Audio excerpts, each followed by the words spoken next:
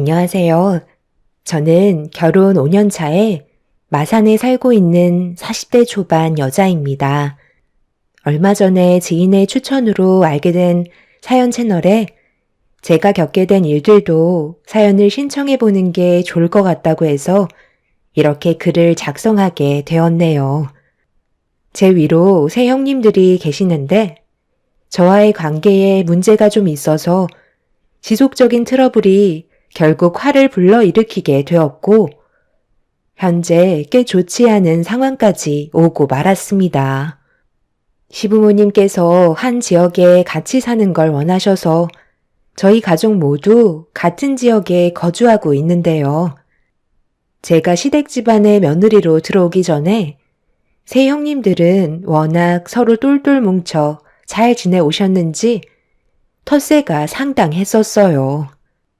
가족들이 모여있을 때는 잘 챙겨주는 척 하더니 며느리들만 모여있을 때는 완전 반대되는 성격을 보여주셨죠. 그런데 이런 말 못할 상황들을 혼자 앓고 있었는데 시모가 뒤에서 전부 지켜보고 계셨나 봅니다. 갑자기 새 형님들과 저를 다과방으로 부르셨어요. 그리곤 시모가 형님들께 저와의 관계에 문제가 있다는 걸 잘 안다며 최대한 좋은 관계로 지내길 원하셨네요. 어머, 어머님, 뭔가 오해가 있으신 듯한데요. 저희는 원래 잘 지내고 있었어요. 제가 큰 며느리로서 막내 동서 챙기는 거 못 보셨어요? 막내 동서, 내가 그동안 신경을 안 써줬다고 생각해? 한번 물어나 보자. 어머님이 하신 말씀이 우리도 너무 서운해서 그래. 여기서 뭘 더 어떻게 해주길 바라는데? 그렇게 다그치듯 얘기하면 싸움밖에 더 하겠니? 하루 이틀 보고 얘기하는 거 아니다. 너희들 서로 알고 지낸 지 벌써 몇 년이나 됐니? 5년 정도 되지 않았어? 그런데 어찌 된 게 너희들 셋만 뭉쳐다니고 항상 막내 며느리는 따돌리고 있잖아. 방금도 그래. 후식 준비한다고 넷이서 우르르 들어가더니 셋은 커피 한잔 하면서 수다 떨고 있고 막내 며느리만 정신없이 과일 준비하지 않았어? 내가 보다 못해 들어가니까 그제서야 셋이서 막내 며느리 챙겨주는 척 뭐 하면 되냐고 내 앞에서만 친근하게 대하고 있었잖아. 막내 며느리도 그런 너희들의 모습이 적응되지 않는지 어색한 미소만 띠고 있잖니. 한두 살 먹은 나이도 아니고 왜 이렇게 유치하게 구는 거야? 한 가족이 됐으면 서로 잘 지낼 생각을 해야지. 내 말이 틀리면 대답들 좀 해봐라. 어느 정도껏 해야지. 내가 괜히 간섭이라도 하면 오히려 관계가 악화될까봐 항상 조심스러웠었는데 차라리 이렇게 계속 지낼 바엔 그냥 속 시원히 터놓고 얘기하는 게 좋을 것 같아서 너희들을 부른 거니까 첫째부터 뭐가 문제고 왜 막내 며느리만 따돌리는 건지 말 좀 해봐라. 오늘 이 시간 이후로 너희들이 어떻게 할 건지 드러나 보자. 글쎄요. 저는 챙겨준다고 최대한 많이 노력했는데 어머님이 그렇게 보셨다니까 오히려 서운하기만 한데요. 막내 동서가 우리와 어울리려면 같은 물에서 놀 정도는 돼야 하지 않겠어요? 저희가 왜 셋이서만 함께 어울리는데요?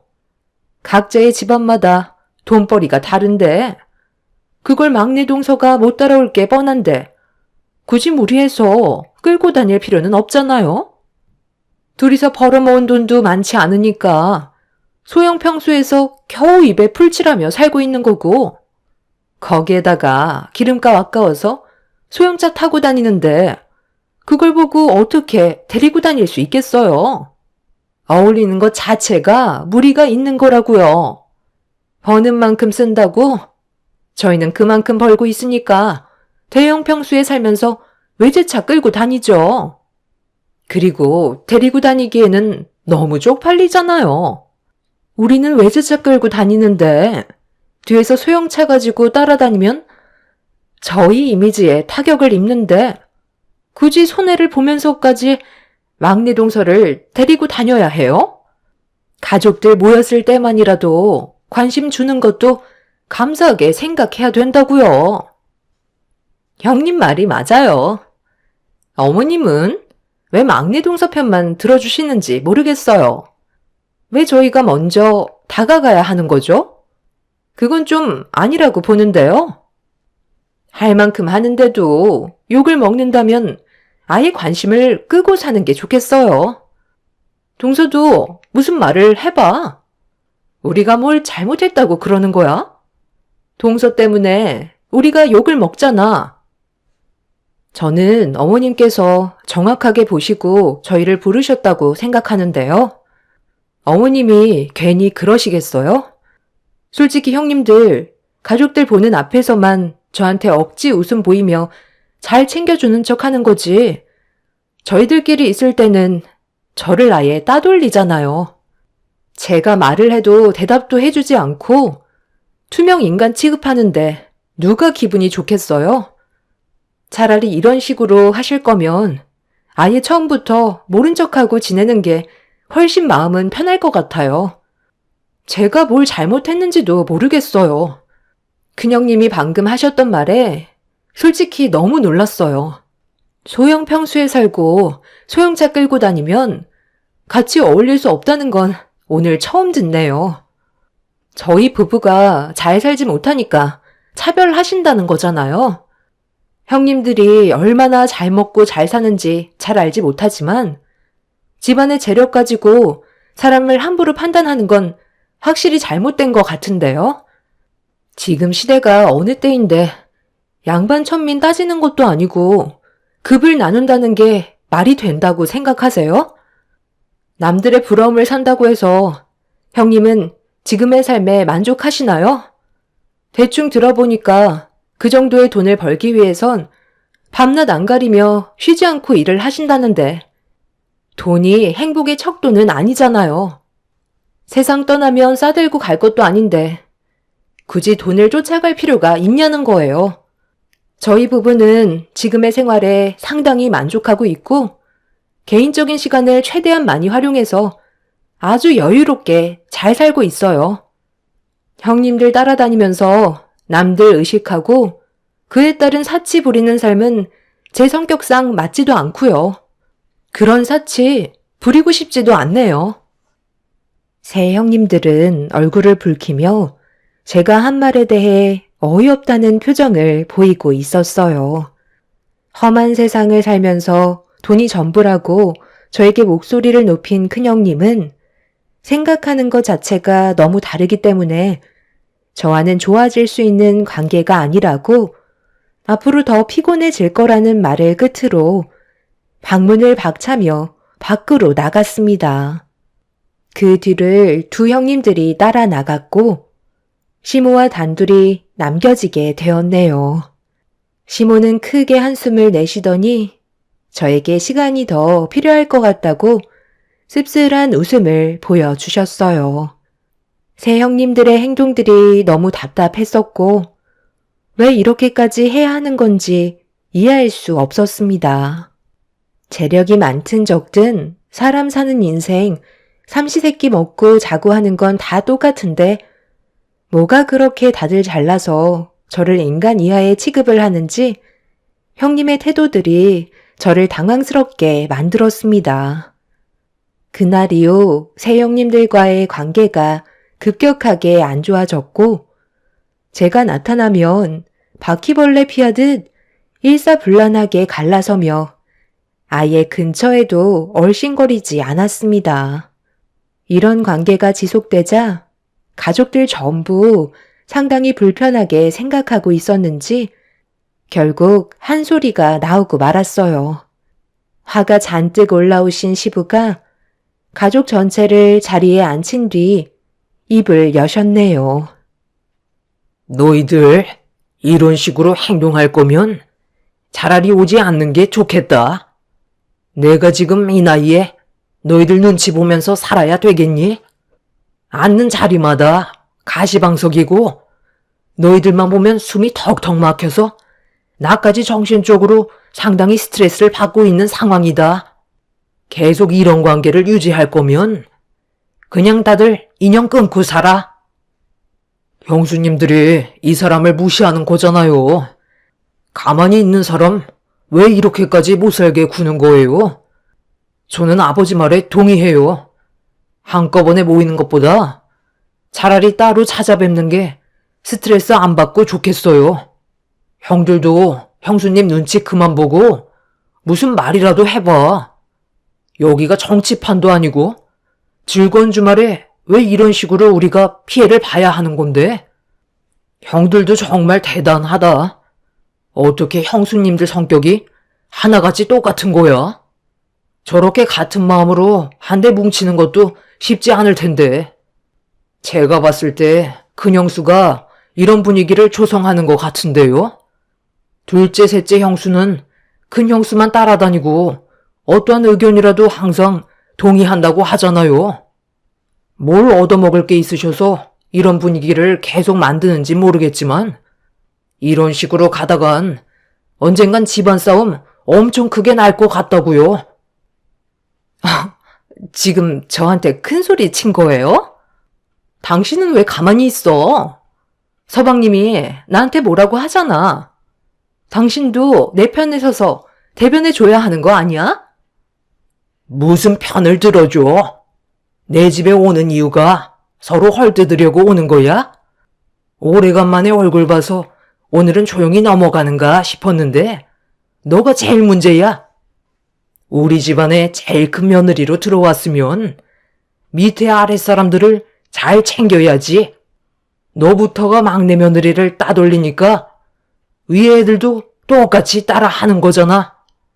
너만 잘했어 봐라. 이런 일이 생겼겠니? 둘째, 셋째 너희들이 한번 얘기해 봐라. 그네를 주축으로 분위기를 몰아간 건 맞지? 그러지 않고서야 한꺼번에 너희들이 똑같이 행동했겠니? 솔직히 막내 동서가 살가운 성격도 아니고 저희가 어울릴 수 있을 정도로 여유가 있는 것도 아니라 서로 가까워질 수 있는 계기가 별로 없었어요. 저는 막내 동서와 맞는 성격도 아닌 것 같고요. 형님이야 저를 워낙 잘 챙겨주셔서 따르는 거지 막내 동서를 일부러 따돌리려고 같이 형님을 따르는 건 아니에요. 맞아요. 막내로 들어왔으면 당연히 알아서 기어야 하는 게 맞는 건데 가족들 중에 제일 뭣도 없는 동서가 혼자 잘난 척하고 있잖아요. 제가 막내였을 때 기억 안 나세요? 얼마나 살갑게 행동했어요. 그리고 손윗 사람이 먼저 다가간다는 건 말이 안 되죠. 알아서 머리 숙이고 들어와야 하는 게 맞는 거잖아요. 정말 유치해서 못 봐주겠네요. 방금 손윗분들이신 분들이 하신 행동들이 이것밖에 안 돼요? 배울 점이라곤 하나도 없는데 제가 같이 엮일 필요는 없죠. 타인에게 본이 되는 모습은 하나도 없는데 대우는 받고 싶으신 거예요? 저는 앞으로 아버님 댁에 따로 오도록 할게요. 그렇게 하는 게 가족들끼리 얼굴 안 붉히는 최선의 방법 같아요. 이런 식의 관계가 계속 지속이 된다면 누구 하나 다칠 것 같아서요. 저는 아버님 의견에 적극적으로 따르도록 하겠습니다. 그날 이후 시부의 뜻대로 새 형님 내외와 저희 부부는 시댁에 따로 찾아뵈었고 더 이상 얼굴 붉히는 일은 없었습니다. 그렇게 한참 동안 새 형님들의 얼굴을 안 보며 지내왔었는데 어느 날 사건이 하나 터지고 말았어요. 시부와 남편이 새벽에 약수터에 간 상황에서 시모와 함께 아침을 준비하고 있었어요. 그런데 냉장고 문을 여시던 시모가 힘없이 쓰러지셨고 저는 너무 놀라 정신을 잃으신 시모에게 달려가 정신 차리시라고 몇 번이나 외쳐 불렀지만 미동조차 없으셔서 급하게 119에 신고를 하게 되었어요. 그리고 남편한테 연락을 취해 시모가 쓰러졌다고 설명을 한 뒤에 응급실로 향하게 되었습니다. 시모는 건강 상태를 진단한 결과 갑자기 뇌출혈이 찾아오신 거였고 곧바로 수술을 진행해야만 했어요. 시부는 시모가 세상을 떠나실까봐 괴로움의 눈물을 흘리셨습니다. 남편은 새 아주버님께 전화를 해서 시모의 상태를 알렸어요. 그날 온 가족이 함께 모이게 되었고 시모의 뇌출혈 수술은 다행히 성공적으로 끝이 나게 되었네요. 그날만큼은 형님들과 마찰이 생기지 않을 줄 알았는데 시모와 단둘이 있었던 저에게 추궁을 하기 시작했고 또다시 얼굴을 붉히는 상황이 오고 말았네요. 동서는 뭐하고 있었길래 어머님이 이 지경까지 된 거야? 아직까지 눈을 못 뜨고 계신데 후유장애라도 생기면 어떻게 할래? 동서가 옆에 있었으니까 끝까지 책임을 져야 되겠지? 앞으로 동서가 어머님 옆에서 평생 수발 들도록 해. 잘못을 했으면 그에 따른 합당한 처벌을 받아야 되지 않겠어? 저도 같은 생각이에요. 만약 어머님이 일어나지도 못하시는 상태라면 문제가 상당히 심각해질 텐데 앞으로 아버님 혼자 어떻게 어머님을 병간호해요? 막내 동서가 그 자리에 있었으니까 책임까지 전부 짊어지는 게 맞는다고 봅니다. 혹시 알아요? 어머님이 쓰러지셨는데 시댁에 갈 때마다 꾸준히 일을 하게 되니까 그게 싫어서 방치했을지도 모르죠. 지금쯤이면 벌써 눈을 뜨셔야 되는 건데 아직까지 정신을 차리지 못하고 계시잖아요. 아버님, 막내 동서가 이중적인 성향을 가지고 있을지도 모른다고요. 겉으론 착한 척하지만 뒤에선 무슨 행동을 저지를지 모르기 때문에 아버님도 조심하세요. 요즘 뉴스에서도 이상한 사건들이 정말 많이 벌어지잖아요. 제가 봤을 때 어머님이랑 뭔가 안 좋은 일이 생겼고 그 충격으로 인해 쓰러지신 게 분명해요. 최근까지도 아주 멀쩡하셨는데 갑자기 뇌출혈이 일어난다는 게 좀 이상하잖아요. 동서, 솔직하게 말해봐. 어머님이랑 무슨 일이 있었길래 갑자기 쓰러지신 거지? 경찰 조사부터 받도록 하지. 이제 막 수술 받고 나오신 어머님 앞에서 말 좀 가려서 하셨으면 좋겠어요. 제가 형님들한테 쓸데없이 상황 설명하면서 저한테는 잘못이 없다는 걸 해명하기도 싫으니까 볼일 끝나셨으면 그만 돌아가 주시죠. 저는 어머님 옆에서 간호를 해드려야 하거든요. 아니면 형님들도 어머님 간호하는 거 도와주시던지요. 병실도 좁은데 모두가 모여있을 필요는 없잖아. 오늘은 동서가 어머님 옆에 있어준다고 했으니까 나는 급한 볼일이 있어서 다음에 오도록 할게. 형님들도 저와 같은 생각이죠? 저희 오늘 중요한 선약이 있었잖아요. 더 늦기 전에 일단 약속 장소로 가는 게 좋을 것 같은데요. 아버님, 나중에 연락드릴게요. 어머, 동서. 먼저 나가지 말고 같이 가야지. 막내 동서는 어머님 잘 챙겨드리고 쓸데없는 생각하지 마. 내가 뒤에서 다 지켜보고 있다는 거 명심하라고. 새 형님은 어머님 옆에서 간호해달라는 말을 하자 곧바로 꼬리를 내리더니 병실을 빠져 나가 버렸어요. 시부는 그런 모습을 보며 한숨을 내쉬었고 새 아주버님들 또한 형님들의 눈치를 보더니 나중에 다시 오겠다며 병실을 빠져 나갔습니다. 그렇게 남편과 단둘이 남아있는 상황 속에 시모가 천천히 눈을 뜨셨습니다. 초점을 잃은 눈빛이었지만 그래도 정신을 차린 거에 대해 너무 감사했었어요. 의사는 시모의 상태를 살폈고 추가적인 검사 진행으로 장애의 판단 여부를 확인하고 있었습니다. 다행히 크게 문제되는 건 없었고 의사는 최대한 신속하게 119에 신고를 해서 조치를 받았던 게 시모의 생명을 살릴 수 있었던 거라는 말을 꺼내었네요. 시부는 저에게 너무 고맙다며 제 손을 잡아주었고 하루가 다르게 시모의 건강 상태는 좋아지고 있었습니다. 그런데 큰애들은 그때 이후로 단 한 번도 오지 않는 거야? 내가 입원해 있는 동안 퇴근하고 온다 했으면 약속을 지켜야지. 바빠서 못 오는 거래? 네, 그이가 전화를 했는데 많이 바쁜가 봐요. 시간을 낼 수 없는 상황이라고 하는 것 같아요. 제가 나중에 다시 한번 연락을 해보도록 할 테니까 누워 계세요. 며느리들은 그렇다 쳐도 자식놈들까지 안 오는 건 너무한 거 아니야? 어찌된 게 연락 한 통 없어? 힘들게 배 아파 나와 키워줬더니만 결국 돌아오는 게 이거야?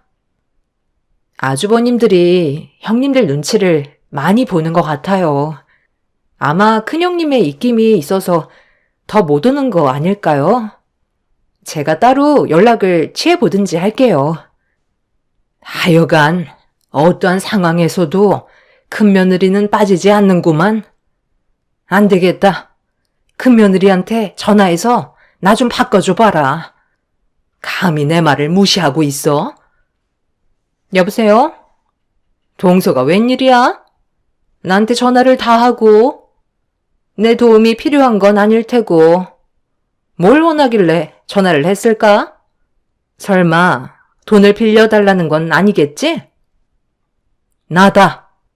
너 내 말 무시하는 거야? 병원에 오라고 한 적이 언제인데 아직까지 코빼기도 안 비치는 거야?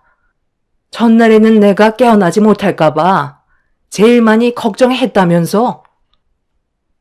어머님, 몸은 좀 괜찮아지셨어요? 제가요, 근래 많이 바빠서 시간이 좀처럼 나지가 않아요. 그래도 병원에 가게 되면 하루를 날리는 건데 저에게 그만한 여유가 아직 생기지 않았거든요. 퇴원은 언제 하세요? 병원에서 말고 집에서 뵙는 게 좋겠어요. 요즘 도연 아빠도 많이 바쁘거든요. 그리고 도연이 가학고 준비 중이라 정신이 하나도 없어요. 너무 서운하게 생각하지 마세요. 너 솔직하게 말해봐라. 내가 수발이라도 들어달라고 할까봐 그게 무서워서 이러는 거니? 그래서 너희들 지금 날 피하고 있는 거야? 빨리 대답해 보라고. 아휴, 솔직하게 말해달라고 하셨으니까 하는 말인데요. 지금 어머님 상태가 안 좋으신데 제가 주말에 가끔 어머님 댁에 가게 되면 몸이 불편하시니 제가 모든 걸 직접 해야 되는 거잖아요. 밖에서도 힘들게 일을 하고 있는데 어머님 댁에 가서까지 일을 해야 될 필요가 있겠어요? 건강하셨을 때는 어머님이 거의 다 해주셨지만 지금은 상황이 많이 바뀌었잖아요. 제가 한 번이라도 더 움직여야 되는 일이 앞으로 계속 있을 테고 그이가 장남이니까 모셔야 한다는 말이 나올지도 모르는데 제가 굳이 그런 말을 들으러 갈 필요가 있겠냐고요. 어머님이 그렇게 생각 안 하신다 하셔도 저는 지금 어머님의 건강 상태론 찾아뵙고 싶지가 않아요. 저도 어떻게 보면 손님인 거나 마찬가지인데 대접을 받으려고 어머님 댁에 가는 거지 일을 하려고 가는 건 아니잖아요.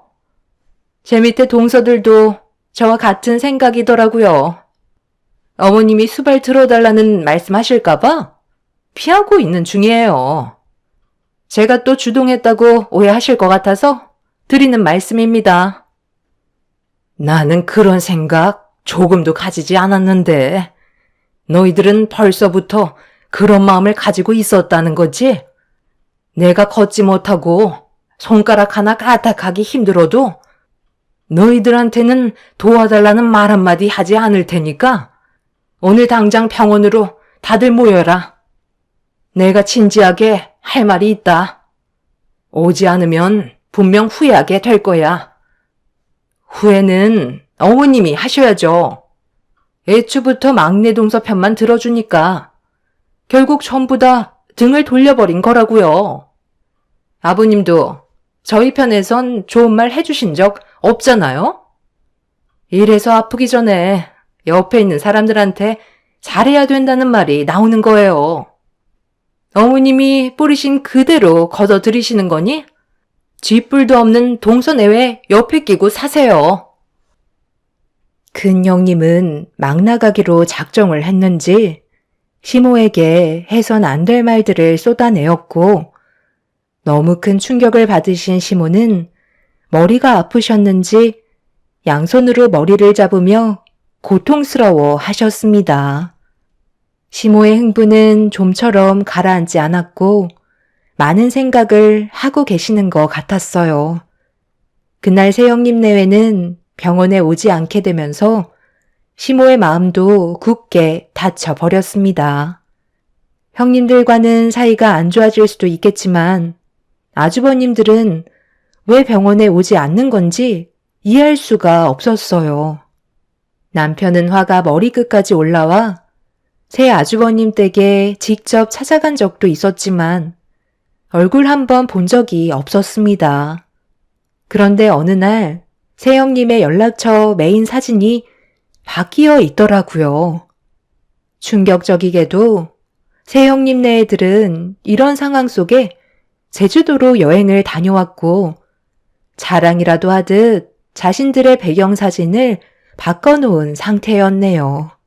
시모는 자기를 어떻게 생각하는지 충분히 알게 됐다며 저와 남편을 잠깐 병실 밖으로 나가달라며 시부와 단둘이 대화하기를 원하셨어요.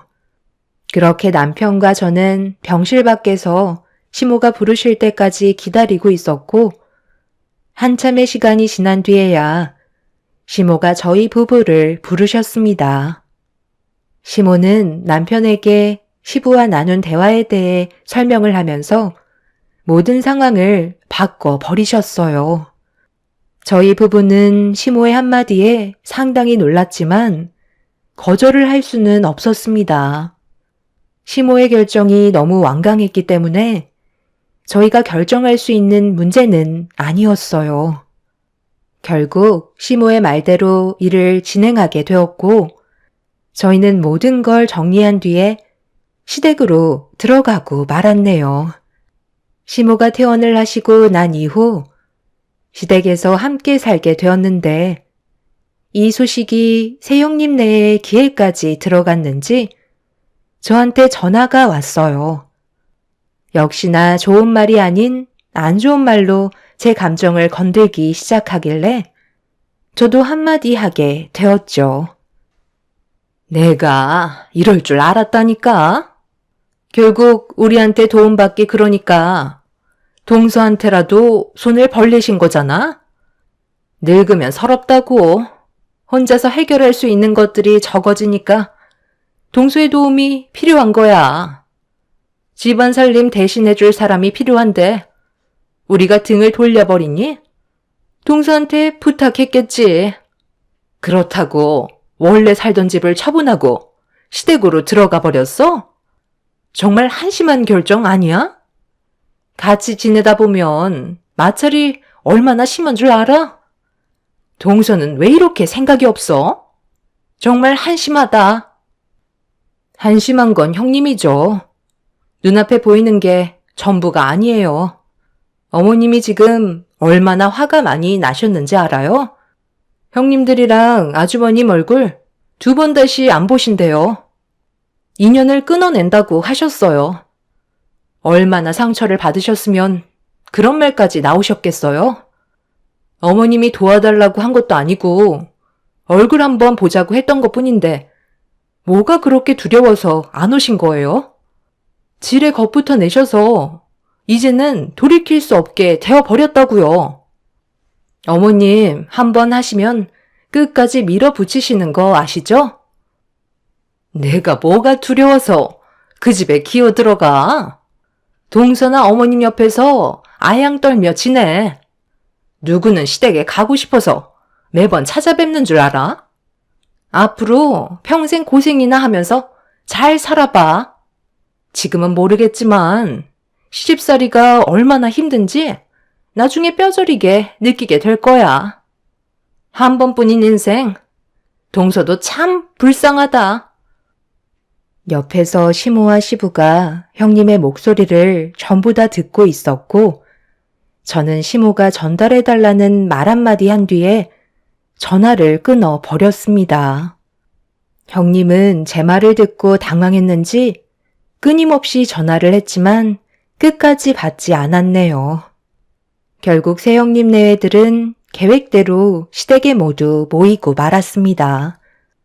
들어오자마자 새형님 내외는 목소리를 높이면서 말도 안 된다고 난리를 치기 시작했어요. 시부모님은 그런 모습을 침착하게 바라보셨고 본인들이 선택한 길이니까 받아들이라는 말을 꺼내셨네요. 절대 받아들이지 못한다고요. 이건 전혀 상황이 다른 문제라고요. 저희는 그 말을 따를 수 없어요. 당장 취소하세요. 이게 말이 된다고 생각해요? 너희들은 되고 왜 얘들은 안 되는 건데?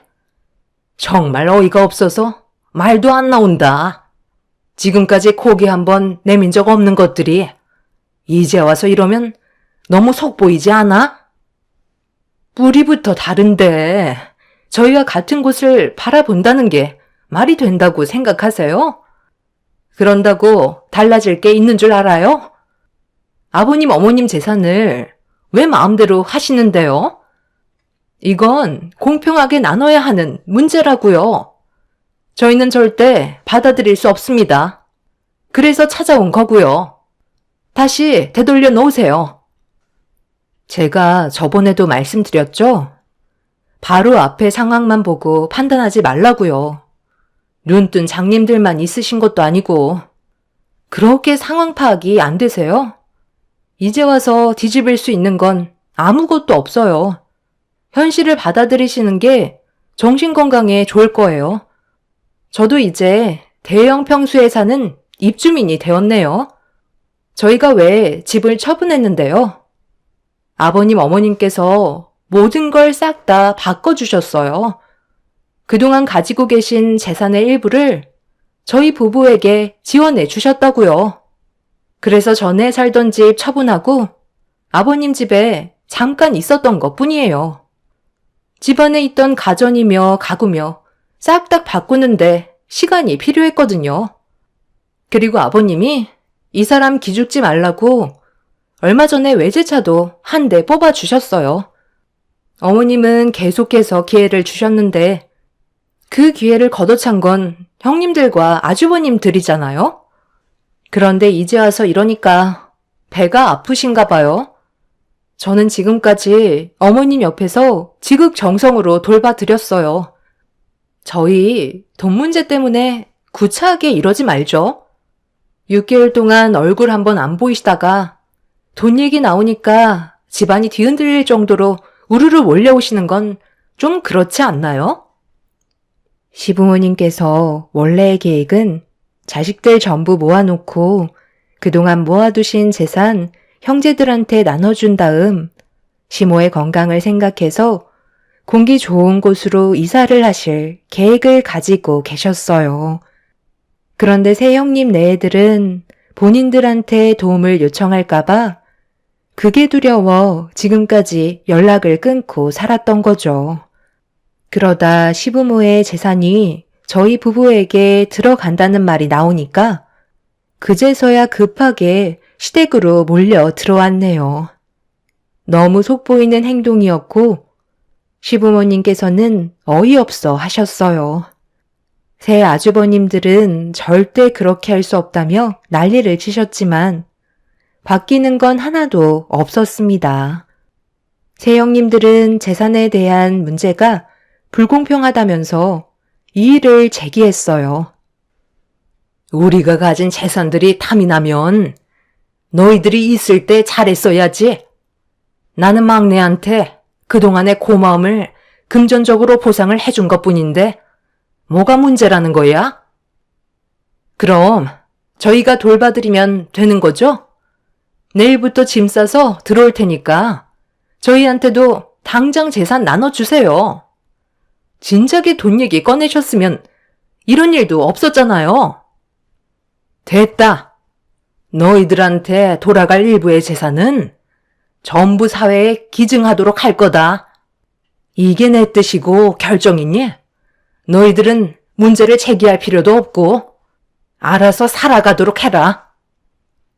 시모의 말에 당황한 새형님 네애들은 말도 안 된다며 화를 내었고 저한테만 물질적으로 크게 보상이 주어졌다는 거에 배 아파하며 분을 삭히지 못했습니다.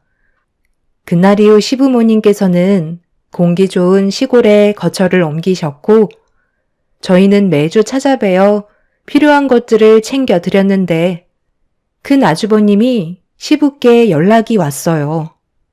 돈 좀 빌려달라는 말이었습니다.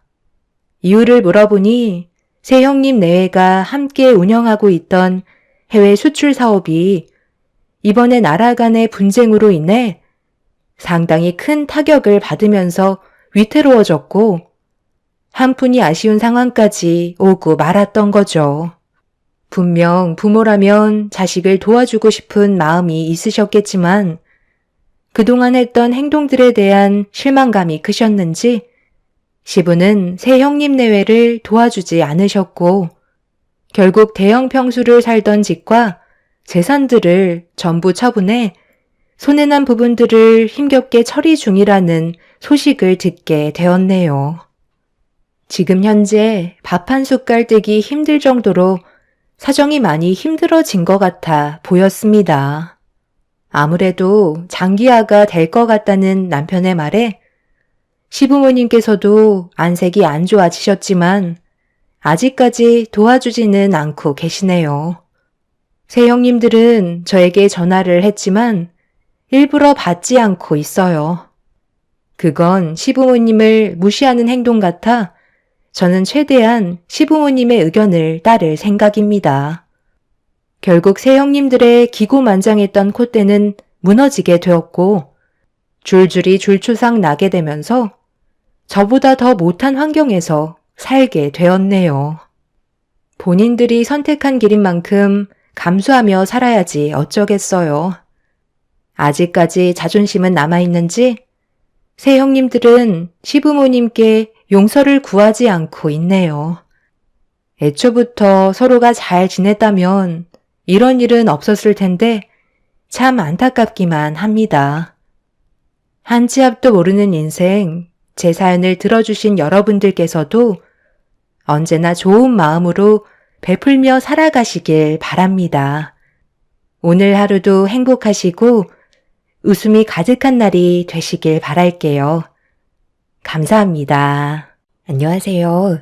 저는 여수에 살고 있는 40대 초반 여자입니다. 고민 끝에 사연을 신청하게 된 이유는 시댁 집안에 며느리로 들어온 지 얼마 안 돼서 동서가 저지른 충격적인 행동이 밝혀지게 되자 집안이 풍비박산 나게 되었고 이 문제로 가족 전체가 골치를 썩고 있습니다. 시동생은 한 번만 봐달라고 했지만 시모가 동서를 받아들이지 않고 있는 상황이고 저 또한 그동안 동서가 저지른 행동들을 뒤돌아봤을 때 제가 받은 상처가 너무 컸기 때문에 가족으로 인정해줄 생각은 전혀 없습니다. 남편도 저와 같은 의견이지만 시부는 저희와 또 다른 입장이라 의견이 갈려서 서로가 많은 갈등을 겪고 있는 중입니다. 동서가 처음 시댁에 인사를 왔을 때 시부모님은 동서가 대기업에 다니고 있으면서 박사 학위까지 취득했다는 말에 결혼 문제에 대해 조금도 고민을 하지 않았었어요. 제가 처음 시댁에 결혼 허락을 받으러 왔을 때와는 전혀 다른 대우를 받고 있었죠. 서운하긴 했었지만 크게 신경 쓰지는 않았었는데 대화를 주고받을 때면 항상 저와 비교를 했어요. 동서와 초면인데 저에 대한 불만을 쏟아내는 시모 때문에 분위기는 순식간에 안 좋아졌고 남편이 저보다 더 열을 올리는 일이 있었어요. 처음 인사 온 동서 입장에서는 많이 당황스러웠는지 말까지 더듬고 있었는데도 시모는 멈추지 않았어요. 처음 시댁에 인사 온 동서를 전혀 배려해주지 않는 행동들이 분위기를 더욱더 안 좋게 만들었고 시모의 말을 듣고 싶지 않았던 저는 먼저 자리에서 일어날 수밖에 없었습니다. 그렇게 시작된 동서와의 첫 만남은 시작부터 좋지 않았었는데 시모의 생각 없는 행동은 결혼식이 끝난 이후 동서에게까지 영향을 주게 되었죠. 시댁에 모임이 있을 때면 동서와 단둘이 있게 되는 상황이 만들어졌는데 그때마다 신경이 거슬릴 정도로 동서의 말투에 심기가 상당히 불편했었어요. 동서, 지금 나랑 뭐 하자는 거야? 내 말이 안 들려? 내가 분명 빈 그릇 좀 정리해달라고 부탁했잖아. 지금 거기 앉아서 뭐 하는 건데? 내 말 안 들리냐고 물어봤잖아. 저 귀에 안 다쳤어요. 다 들리니까 너무 큰 소리로 말하지 마세요. 제가 안 한다는 것도 아니고 지금 핸드폰 하는 거 안 보여요? 좀 기다려줄 수 있잖아요. 아까 음식부터 식기 정리까지 전부 나 혼자만 하고 있는 거 알아? 말만 알았다고 하지 도와줄 생각은 전혀 하지 않고 있잖아. 너무하다고 생각 안 해? 제가 지금 일부러 안 도와드리는 것도 아니고 일 때문에 바빠서 그러는 건데 좀 봐주면 안 돼요? 그렇게 힘든 일도 아닌데 정말 너무하네요. 왜 이렇게 시끄러워? 새며느리 들어왔다고 벌써부터 군기 잡는 거니? 네가 손이 사람이면 대신 해줄 수도 있는 거지. 일 때문에 그런다잖아. 하기야. 집에만 박혀 있으니 네가 뭘 알겠어? 애들 본다는 핑계로 일도 안 하고 있는데 고생하는 막내 며느리 위해서 주말에는 좀 쉴 수 있게 네가 해줘도 되는 거잖아. 대기업에서 일하는 게 어디 쉬운 줄 알아? 주말도 없다는데 오래간만에 쉬는 날까지 갈굴 필요는 없는 거잖니. 어쩜 너는 남에 대한 배려가 조금도 없니? 저는 집에서 애들 보면서 가사 일하고 있으니까 어머님 댁에 와서 노동하는 건 당연한 거라고요. 지금 너무 대놓고 저랑 동서를 차별하고 있잖아요. 이럴 거면 뭐하러 모이자고 하는 거예요? 어머님 집안에 똑같이 며느리로 들어왔으면 당연히 해야 되는 것들인데 대기업에서 일하는 것까지 제가 봐줘야 해요? 어머님, 저 너무 눈치 보여서 못 오겠어요.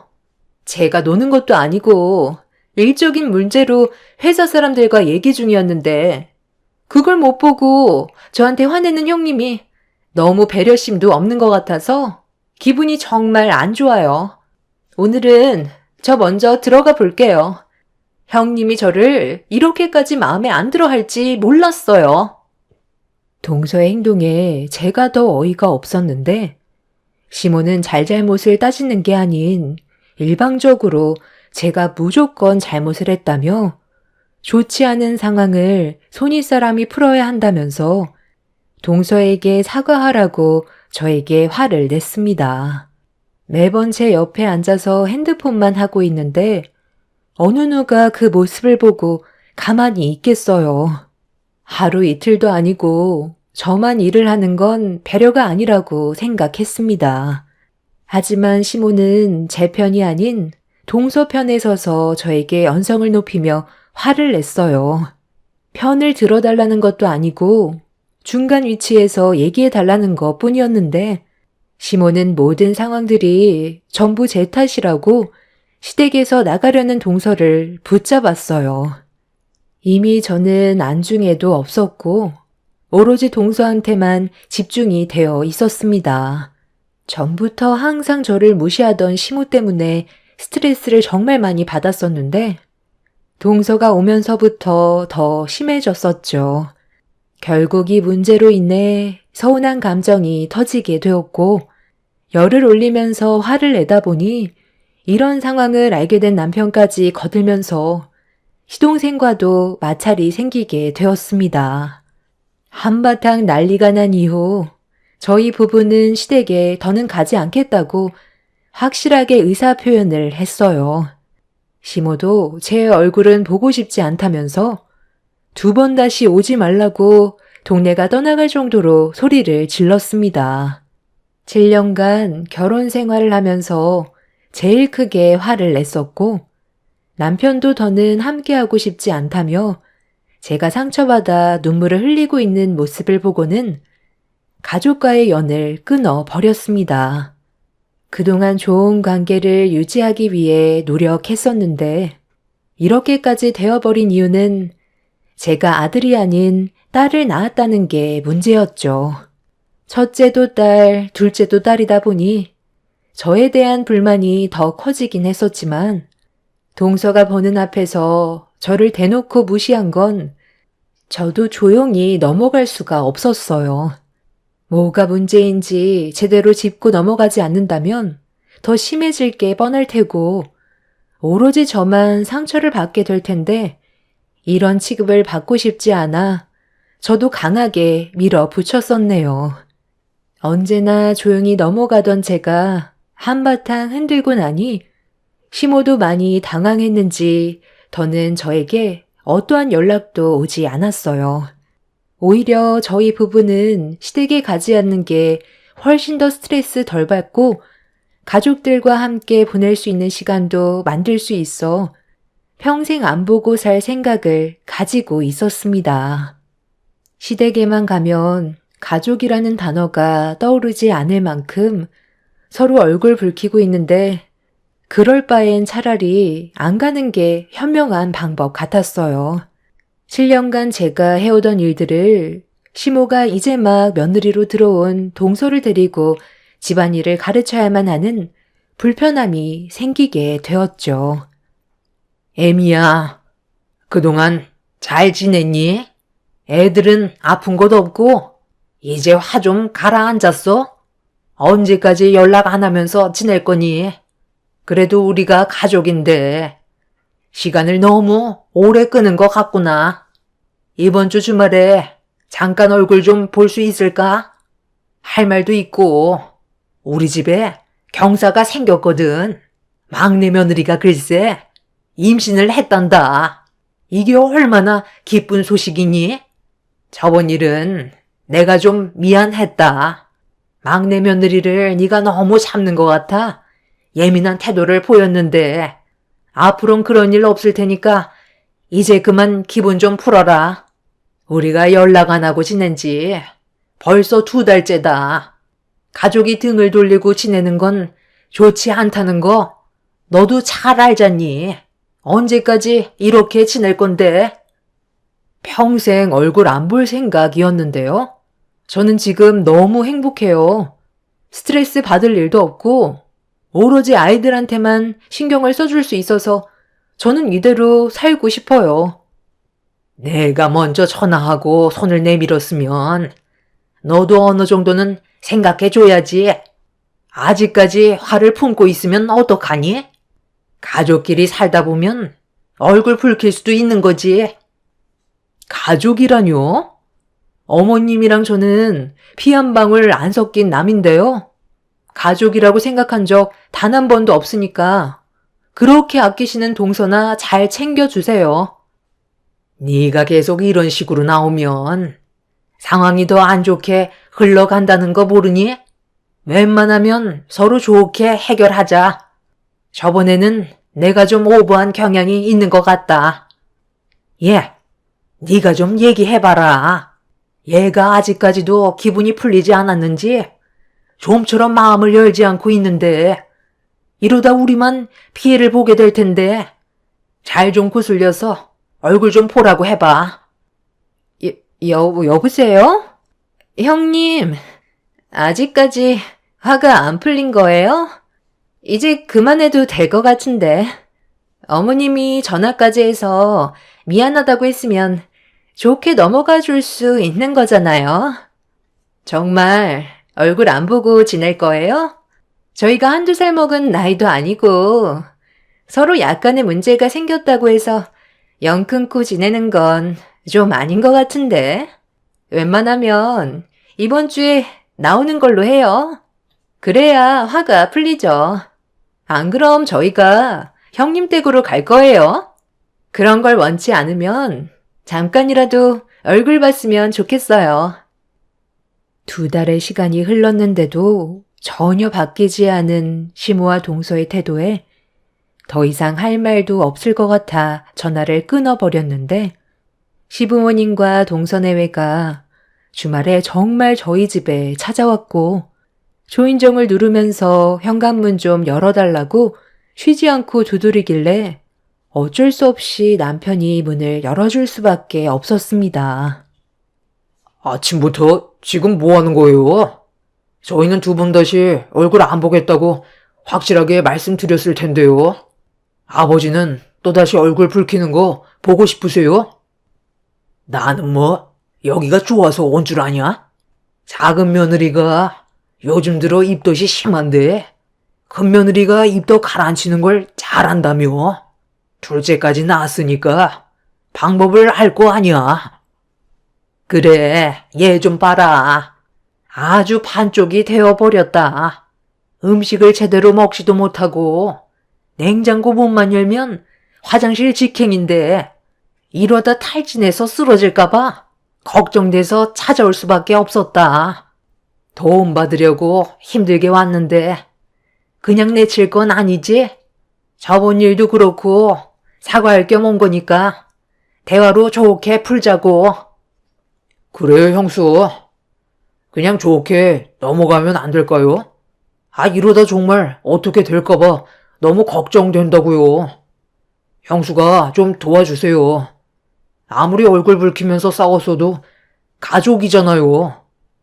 형님, 제가 지금 아무것도 먹지 못해서 하늘이 노랗게 보일 정도예요. 저 정말 이러다가 세상 떠나면 어떡해요? 하루 이틀 입덧하는 것도 아니고 쉬지 않고 계속 하다 보니까 온몸에 힘이 없어요. 그런데 형님이 해준 음식들이 생각이 나더라고요. 갈비찜 해주면 기운 좀 되찾을 것 같은데 어떻게 안 될까요? 그래, 다른 것도 아니고 얘가 임신해서 입덧 때문에 엄청 고생하고 있는데 뱃속에 있는 아이를 위해서라도 네가 신경 좀 써주면 안 되겠니? 저한테 온갖 상처를 줄 때는 언제고 아쉬우니까 찾아와서 뱃속의 애핑계로 저를 이용하려는 거 모를 줄 알아요? 입덧한다고 세상 떠나는 것도 아니고 시간 지나면 어차피 가라앉게 되어 있어요. 정 힘들면 산부인과 가세요. 여보, 우리 오늘 애들 데리고 바람 쐬러 가기로 했잖아. 서둘러 준비해서 나가는 게 좋겠어. 저희 가족도 일정이 있는데 연락 없이 찾아와선 다짜고짜 동서가 입덧 때문에 고생한다고 저보고 음식을 해달라는 시댁 식구들의 행동에 이미 기분은 상당히 안 좋았어요. 본인들만 생각하는 이기적인 행동들은 전혀 바뀌지도 않았으면서 제가 나가달라는 말에 서운하다며 저희 집에서 또다시 난리를 치기 시작했죠. 남편도 이미 그런 모습에 질려버렸는지 당장 나가달라고 소리를 질렀고 시모는 나가지 않겠다면서 또다시 얼굴을 붉히게 되는 일이 생겨버리게 되었네요. 그날 저희 가족도 오래간만에 시간을 조절해서 여행 계획을 세웠던 건데 시모와 동서 때문에 모든 일정에 문제가 생겨버리게 되었고 이런 상황들이 짜증이 났던 저는 시댁 식구들을 사정없이 밖으로 밀어버렸어요. 조용히 살고 싶어도 마음처럼 되지 않는 현실이 너무 답답해 결국 눈물이 터져 나오게 되자 남편은 차라리 이사를 하는 게 좋을 것 같다면서 그날 이후 부동산에 집을 내놓게 되었습니다. 남편의 결정에 하루라도 빨리 이사를 가고 싶었지만 저희가 계획했던 것과는 다르게 생각보다 집이 빨리 나가지가 않았어요. 그만큼 시간은 더 지체되었고 시모는 저에게 끊임없이 연락을 시도했습니다. 차단까지 하는 일이 생겨버리게 되자 시모는 남편에게 전화를 시도하면서 좋게 풀어가자며 계속해서 설득을 했어요.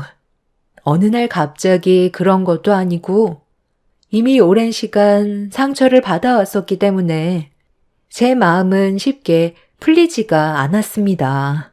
그런 관계가 지속이 되던 어느 날 저희 부부가 어쩔 수 없이 시모의 얼굴을 볼 수밖에 없는 일이 생겨버리게 되었습니다.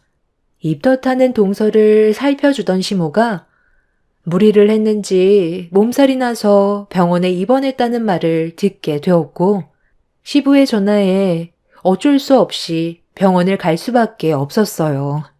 조심스럽게 병실 문을 열었고 동서는 눈물을 흘리면서 들어오는 저희 부부를 노려보고 있었습니다. 꼭 이렇게까지 했어야 돼요? 저희가 도움을 요청했으면 형님도 기분이 상한 게 있더라도 가족이니까 도와줄 수 있는 거잖아요. 그럼 서로 다시 좋은 관계로 발전해 나갈 수 있는 계기가 됐을 텐데 지금 이걸 보세요. 이게 다 누구 때문에 벌어진 일인 것 같아요? 왜 형님 입장에서만 생각하냐고요? 됐다. 그만해라. 그래도 내가 걱정이 됐는지 병문안을 왔잖니. 그래, 이제 잘들 좀 지내보려고?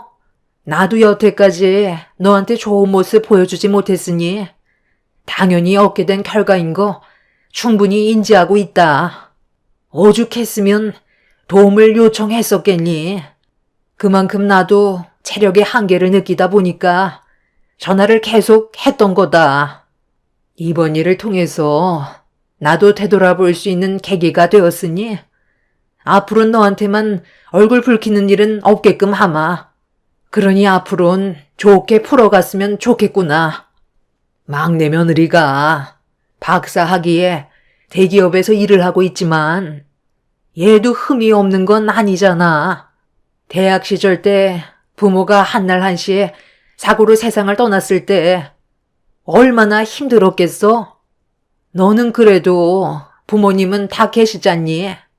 막내 며느리는 부모 없이 이 험한 세상을 살아왔으니 가족과의 관계를 어떻게 만들어가야 하는지 서툴 수도 있고 네가 좀 더 그런 부분에 대해서 이해를 해주면 서로 웃으면서 지낼 수 있을 것 같은데 그렇게 해줄 순 없겠니? 과거의 일들 모두 잊어버리고 다시 시작하자. 형님, 제가 전에 실수한 행동에 대해서는 정말 죄송해요. 앞으론 잘할 테니까 이제 그만 기분 좀 푸세요. 서로 웃으면서 지내면 좋잖아요. 시모와 동서를 바라보던 저는 아무 말 없이 묵묵히 두 사람을 쳐다만 봤어요. 또다시 제가 겪게 될 아픔이 생기게 될까봐 걱정이 되었지만 상황이 너무 안 좋다 보니 어쩔 수 없이 마지막으로 한 번만 더 믿어보기로 하고 제가 도와줄 수 있는 것들이 있다면 해결해 주기로 했었죠. 남편도 그런 제 결정에 존중해 주면서 다시 처음부터 시작된 시댁 생활은 며칠간 서로를 배려하면서 좋은 관계를 유지할 수 있었고 큰 문제는 없었습니다. 큰일을 한번 치르고 나니 시모와 동서는 항상 제 눈치를 보면서 분위기를 살폈어요. 저 또한 서로의 감정을 건드리지 않으려 최대한 조심하고 있었죠. 그런데 어느 날 입덧 때문에 고생을 하던 동서가 저에게 묵은지찜이 먹고 싶다며 부탁하길래 제대로 먹지 못하는 동서와 뱃속에 있는 아기가 걱정이 돼서 그날 저녁 시댁에서 함께 저녁을 먹기로 결정을 하게 되었습니다. 보통은 반찬을 미리 만들어서 주말에 시댁에 주고 오는 정도였는데 동서가 가족들끼리 저녁에 먹고 싶다는 말에 남편도 퇴근하면 시댁으로 오라고 연락을 한 뒤 묵은지찜을 하기 위해 마트에 들러 고기 좀 사서 시댁으로 들어갔어요. 시모와 동서는 저를 보며 밝은 얼굴로 반겨주었고 시모는 제 옆으로 다가와서 눈치를 보더니 도와줄 거 없냐고 물어보시길래 혼자서 음식을 준비하는 게 편했던 저는 동서 옆에 있어주는 게 좋을 것 같다고 말씀드렸습니다. 그렇게 정신없이 저녁 준비를 끝낸 뒤 가족들이 모이길 기다리고 있었는데 갑자기 동서가 주방으로 들어오더니 묵은지찜 냄새가 너무 역하다면서 치워달라며 짜증을 내고 있었습니다. 쳐다보는 것조차 싫다며 경기를 일으키길래 너무 당황스러웠었죠. 갑자기 먹고 싶지가 않다니. 좀 전까지만 해도 배고프다고 난리도 아니었잖아. 동서가 먹고 싶다고 그래서 오늘 저녁 가족들과 함께 다 같이 먹으려고 양도 많이 준비했는데 이걸 어떻게 치우라고. 속이 비어서 그런 걸 수도 있으니까 일단 먼저 줘볼까? 힘들게 준비했는데 조금이라도 먹어봐야 하지 않겠어? 아, 진짜 제 말 안 들려요? 당장 치우라고 했잖아요. 냄새가 역한데 어떻게 먹으라는 거예요? 좀 더 일찍 준비했으면 먹어보기라도 했을 텐데 지금은 먹고 싶지 않아요. 어떻게 된 게 얘는 입덧이 점점 심해지니? 밥 먹기 전에 비위상해서 목구멍으로 넘어가겠니? 너는 그거 하나 딱딱 못 맞춰서 얘 밥도 못 먹이고 이게 뭐니? 동서 혼자 먹을 음식을 하는 것도 아니고 가족 전체가 저녁을 먹어야 하니까 어쩔 수 없이 많이 할 수밖에 없었는데 왜 또 저한테 탓을 돌리는 거예요? 항상 뒤에서 지켜봤었는데 너는 손이 너무 느려. 일부러 막내 며느리 속 뒤집어지라고 그러는 거지? 이런 식으로 복수하는 거 아니야? 그러니까요. 형님, 입덧 안 해봤어요? 제때에 먹지 못하면 냄새조차 맡고 싶지 않다고요. 둘째까지 나왔으면서 이런 거 하나 딱딱 못 맞춰요? 나 참 힘들게 장봐와서 땀 흘리며 정성껏 준비했는데 결국 돌아오는 건 이런 거야? 나는 동서가 먹고 싶대서 계획에도 없던 일이었는데 동서랑 뱃속의 아이를 위해 정말 열심히 만들었다고. 그런데 방금 뭐라고 했어? 이게 서로를 위한 배려인 거야? 입덧 때문에 갑자기 먹고 싶지가 않으면 좋게 얘기할 수 있잖아. 임산부 배려는 당연한 거라고요. 어찌됐든 지금은 먹고 싶지 않으니까 다른 음식 해주세요. 갑자기 백숙이 먹고 싶어요. 당장 장봐와서 해주면 좋겠어요. 아유, 그래, 그렇게 해줘라.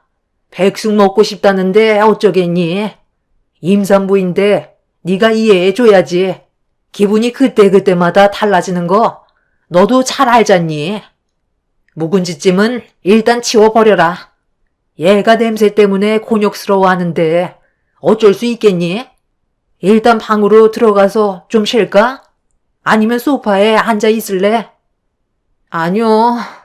저 혼자 방으로 들어갈게요. 한숨 자고 나올 테니까 백숙 준비해 주세요. 정 힘들 것 같으면 배달이라도 시키던가요. 아유, 진짜. 밥 한 끼 먹는 거 정말 힘드네. 동서의 행동에 어이가 없어서 할 말을 잃어버려 방으로 들어가는 모습을 멍하니 바라보고 있는데 갑자기 시모가 뭐 하나 마음에 드는 구석이 하나도 없다며 제 뺨에 손을 올리려 하길래 너무 놀라 피하면서 뭐 하는 짓이냐고 소리를 지르려는 순간 때마침 시댁 식구들이 하나둘 집으로 들어오자 시모는 거실 밖으로 나갔어요. 시모의 행동에 충격을 받은 상태에서 남편은 주방에 서 있는 저에게 다가오더니 표정이 좋지 않은 걸 눈치챘는지 무슨 일이냐고 물어보길래 좀 전의 상황을 설명했어요. 그리고 제 말이 끝나자마자 남편은 제 얼굴에 손을 올리려 했다는 거에 분노를 가라앉히지 못했어요.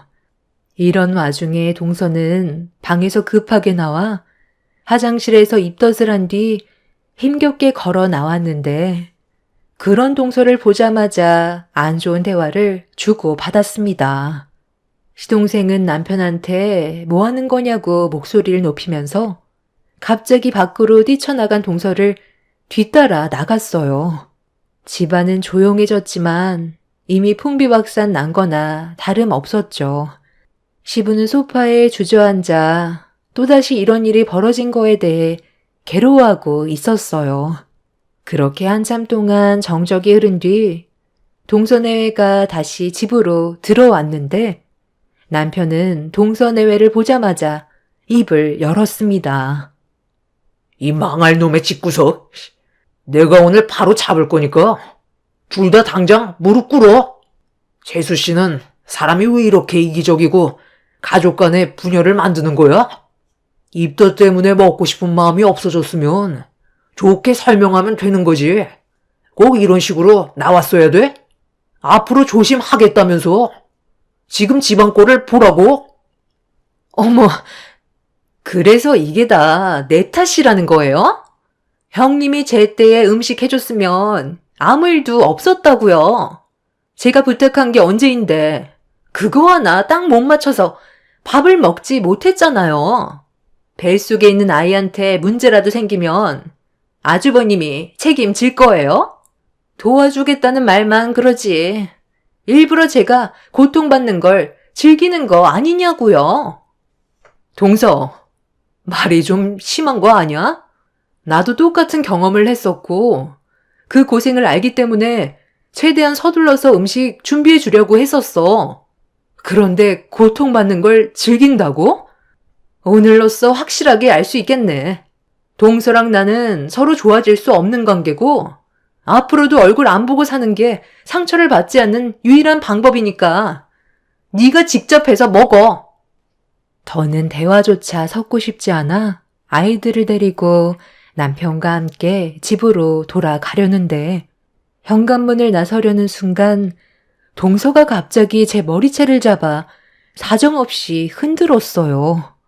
너무 순식간에 일어난 일이라 무방비 상태로 당해 버렸고 동서의 돌발 행동에 놀란 남편은 동서를 저에게서 떼어내려고 밀어내는 순간 손으로 잡고 있던 인부복이 뜯어졌고 온 가족이 동서의 몸을 보자마자 경악을 하고 말았습니다. 제 눈에 들어온 건 동서의 임신한 몸이 아닌 임신 체험복을 착용하고 있었고 그걸 보게 된 가족들은 할 말을 잃어 동서의 몸을 빤히 쳐다만 보고 있었네요. 시동생이 급하게 동서의 몸을 숨겼지만 이미 모두가 거짓 임신이었다는 걸 알게 되어버려 화가 머리끝까지 올라온 상태였죠.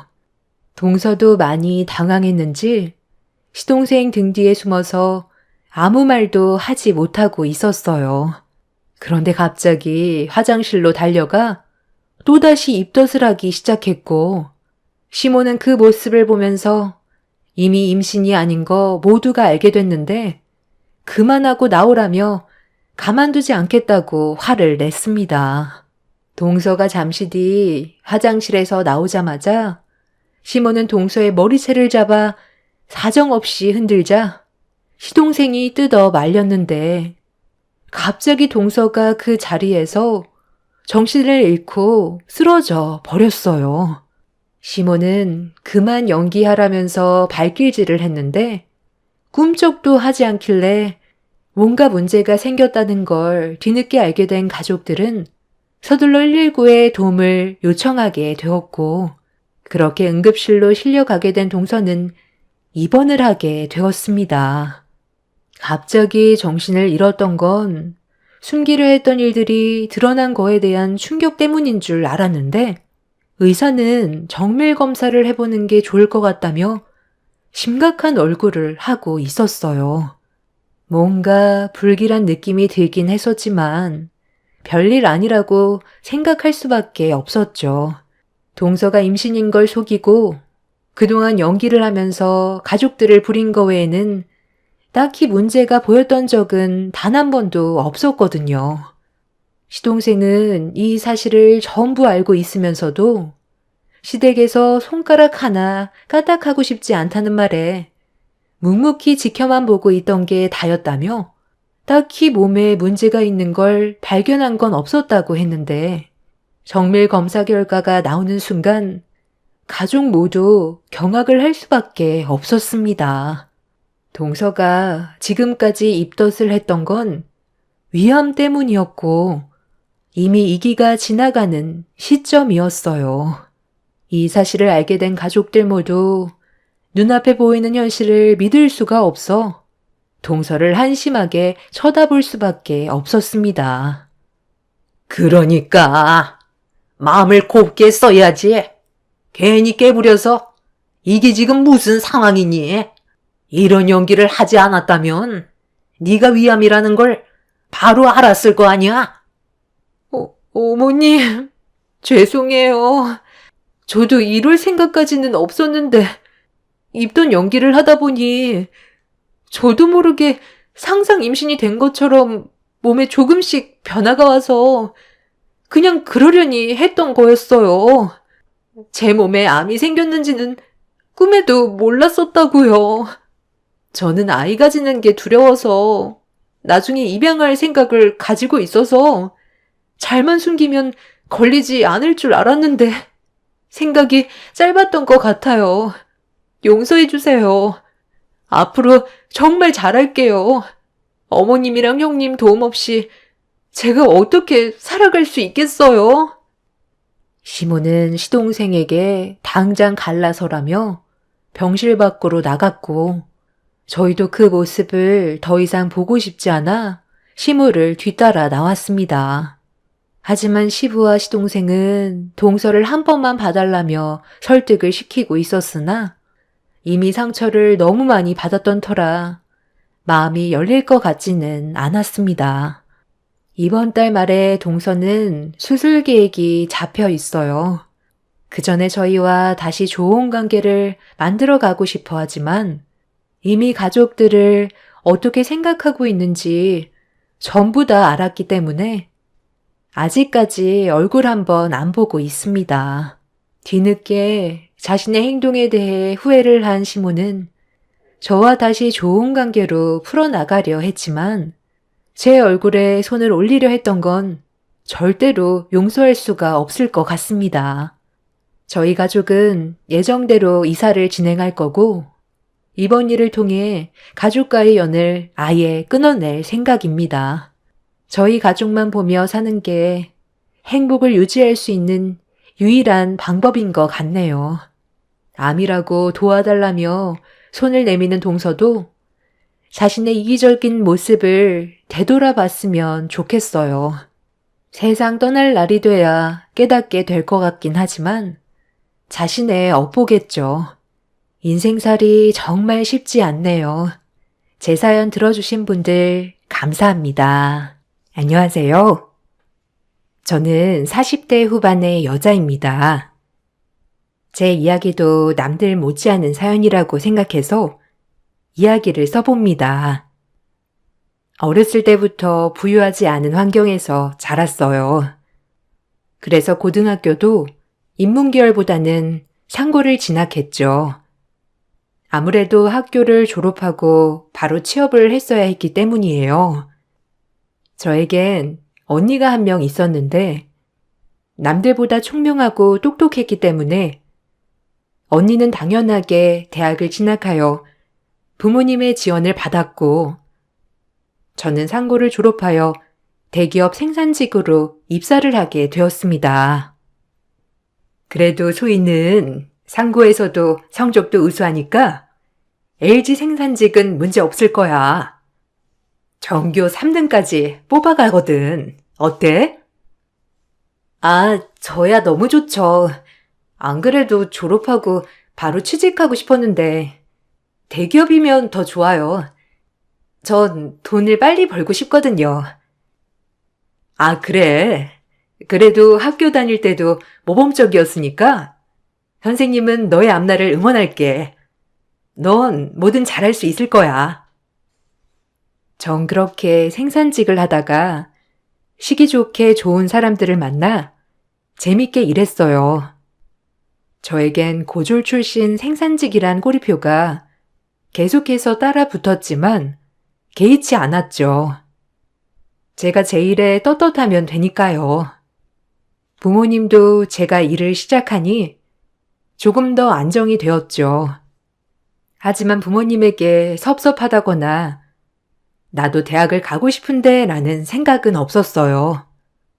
그저 빨리 취직을 해서 집안을 조금 더 살기 편하게 하는 게 나을 것 같다는 생각이 들었죠. 전 그렇게 3교대 생산직 일을 하기 시작했어요. 몸은 고단했지만 다른 곳에서 일하는 급여보다는 훨씬 많이 받았기 때문에 삶이 그만큼 여유로워졌죠. 언니의 대학생활 용돈까지 주었으니까요. 고마워, 소희야. 가뜩이나 너 일하기도 힘든데 나까지 책임지려고 하니까 내가 진짜 미안해. 언니로서 면목이 없다. 아니야, 언니. 그래도 엄마 아빠 힘든데 내가 이렇게 돈 벌어서 언니 용돈까지 챙겨줄 수 있다는 게 너무 좋은걸? 언니는 공부 열심히 해서 엄마 아빠 기대에 부응하는 게 나한테 도와주는 거야. 언니가 아빠 엄마 체면을 살려줘야지. 안 그래? 열심히 할게. 그리고 네가 이렇게 뒷바라지 해준 거 절대 잊지 않을 거야. 그러니까 좀만 참고 힘내줘. 알겠지? 저와 언니는 그 누구보다도 강한 자매애가 있었어요. 그렇게 전 밤낮으로 일하며 언니의 용돈도 되고 집안 살림에 보태기 시작했어요. 워낙 벌이가 좋았기 때문에 가능한 일이었죠. 그렇게 4년 정도가 지나고 언니는 졸업을 하여 임용고시 준비를 시작하였고 저는 여전히 일을 해나갔죠. 그리고 그렇게 일을 하며 많은 시간이 지났어요. 전 한 남자를 만나 사랑에 빠졌고 결혼을 준비하게 되었죠. 고졸 생산직인 저와는 다르게 결혼할 남편은 가방줄이 긴 남편이었죠. 남편은 대학을 졸업하고 대학원을 다니고 있었어요. 저와 우연히 만나서 사랑에 빠졌지만 사실 학력 차이가 너무 나서 조금은 걱정이 되기도 했었죠. 역시나 제 걱정과 마찬가지로 시댁에선 저를 탐탁치 않아 했어요. 귀하게 키운 석박사 아들을 고졸 생산직한테 장가를 보내다니요. 나 쓰러지는 일 보려고 하니? 우재야, 절대 안 된다. 어떻게 말도 안 되는 애를 갖다 붙이길, 어? 넌 교수 될래야.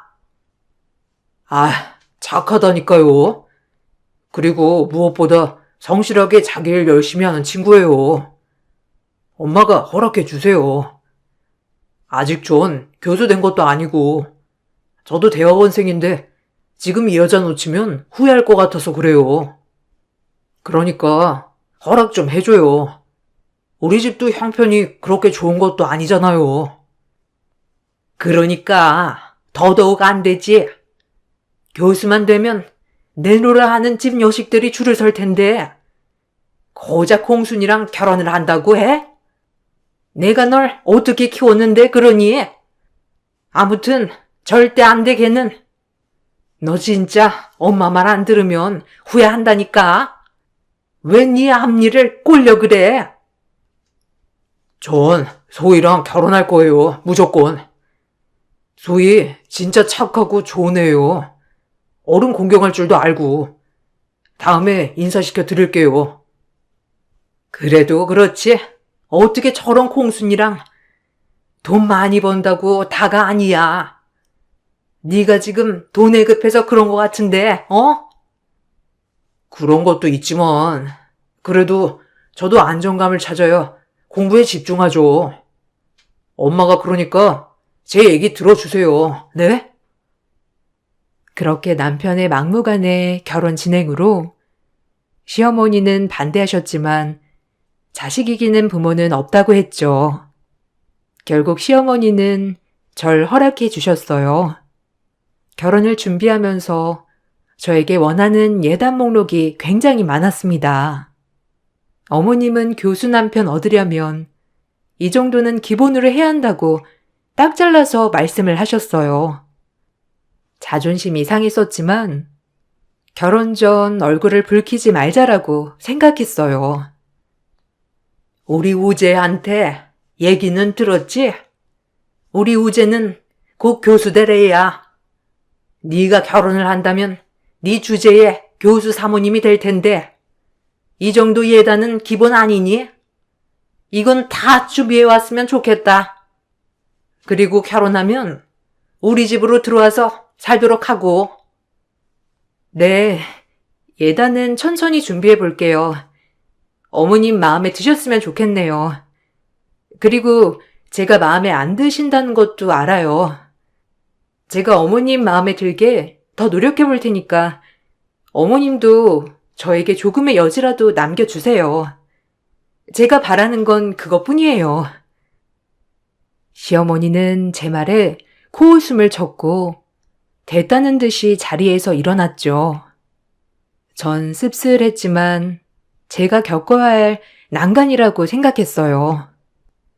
20살 때부터 악착같이 일만 해온 저는 솔직히 모아놓은 돈은 또래에 비해 많았어요. 전 어머님이 원하는 예단을 준비해 갔죠. 어머님은 내심 놀라면서도 좋아하시는 것 같았어요. 그렇게 전 결혼을 하였습니다. 아직 학생인 남편 때문에 시집살이를 해야 했지만 저 역시도 일을 했기 때문에 시어머니와 마주칠 일이 많지는 않겠다고 생각했어요. 그리고 절 탐탁치 않아 하는 어머니에게 잘 보이고도 싶었고요. 전 최대한 싹싹한 며느리가 되기로 결심을 했어요. 이제 우리 가족이 되는 거니까요. 예단은 그래도 하나도 빠짐없이 준비했더구나. 그래야지. 이제 네 남편이 장차 교수 될 건데 이 정도 투자도 못하겠어? 네, 감사해요. 이렇게 허락해 주셔서. 그리고 우재 씨 뒷바라지 정말 잘할게요. 어머님한테도 마찬가지고요. 됐다. 너랑은 길게 말하고 싶지 않아. 내가 뭐 좋아서 허락한 줄 아니? 그리고 사실 네가 집도 해와야 하는 거야. 알아? 남편이 교수 되면 네가 교수 사모님이 될 건데 언감생심 너같이 공순이가 사모님이 말이 돼? 집도 해와야 하는데 내가 봐준 거다. 어머니, 공순이라고 하지 좀 마세요. 그냥 생산직 하는 직원이지. 꼭 그렇게 공순이. 어머님도 힘들게 사셨다고 들었는데 같이 열심히 사는 사람끼리 좀 웃으면서 서로 좋게 지내면 안 되나요? 전 정말 어머니랑 얼굴 붉히고 싶지 않다고요. 어머님은 제 말에 기가 막혔는지 절 노려보았고 전 더 이상 말을 하지 않았죠. 그렇게 시집살이는 시작이 되었습니다. 남편은 사실상 별로 도움이 되진 않았어요.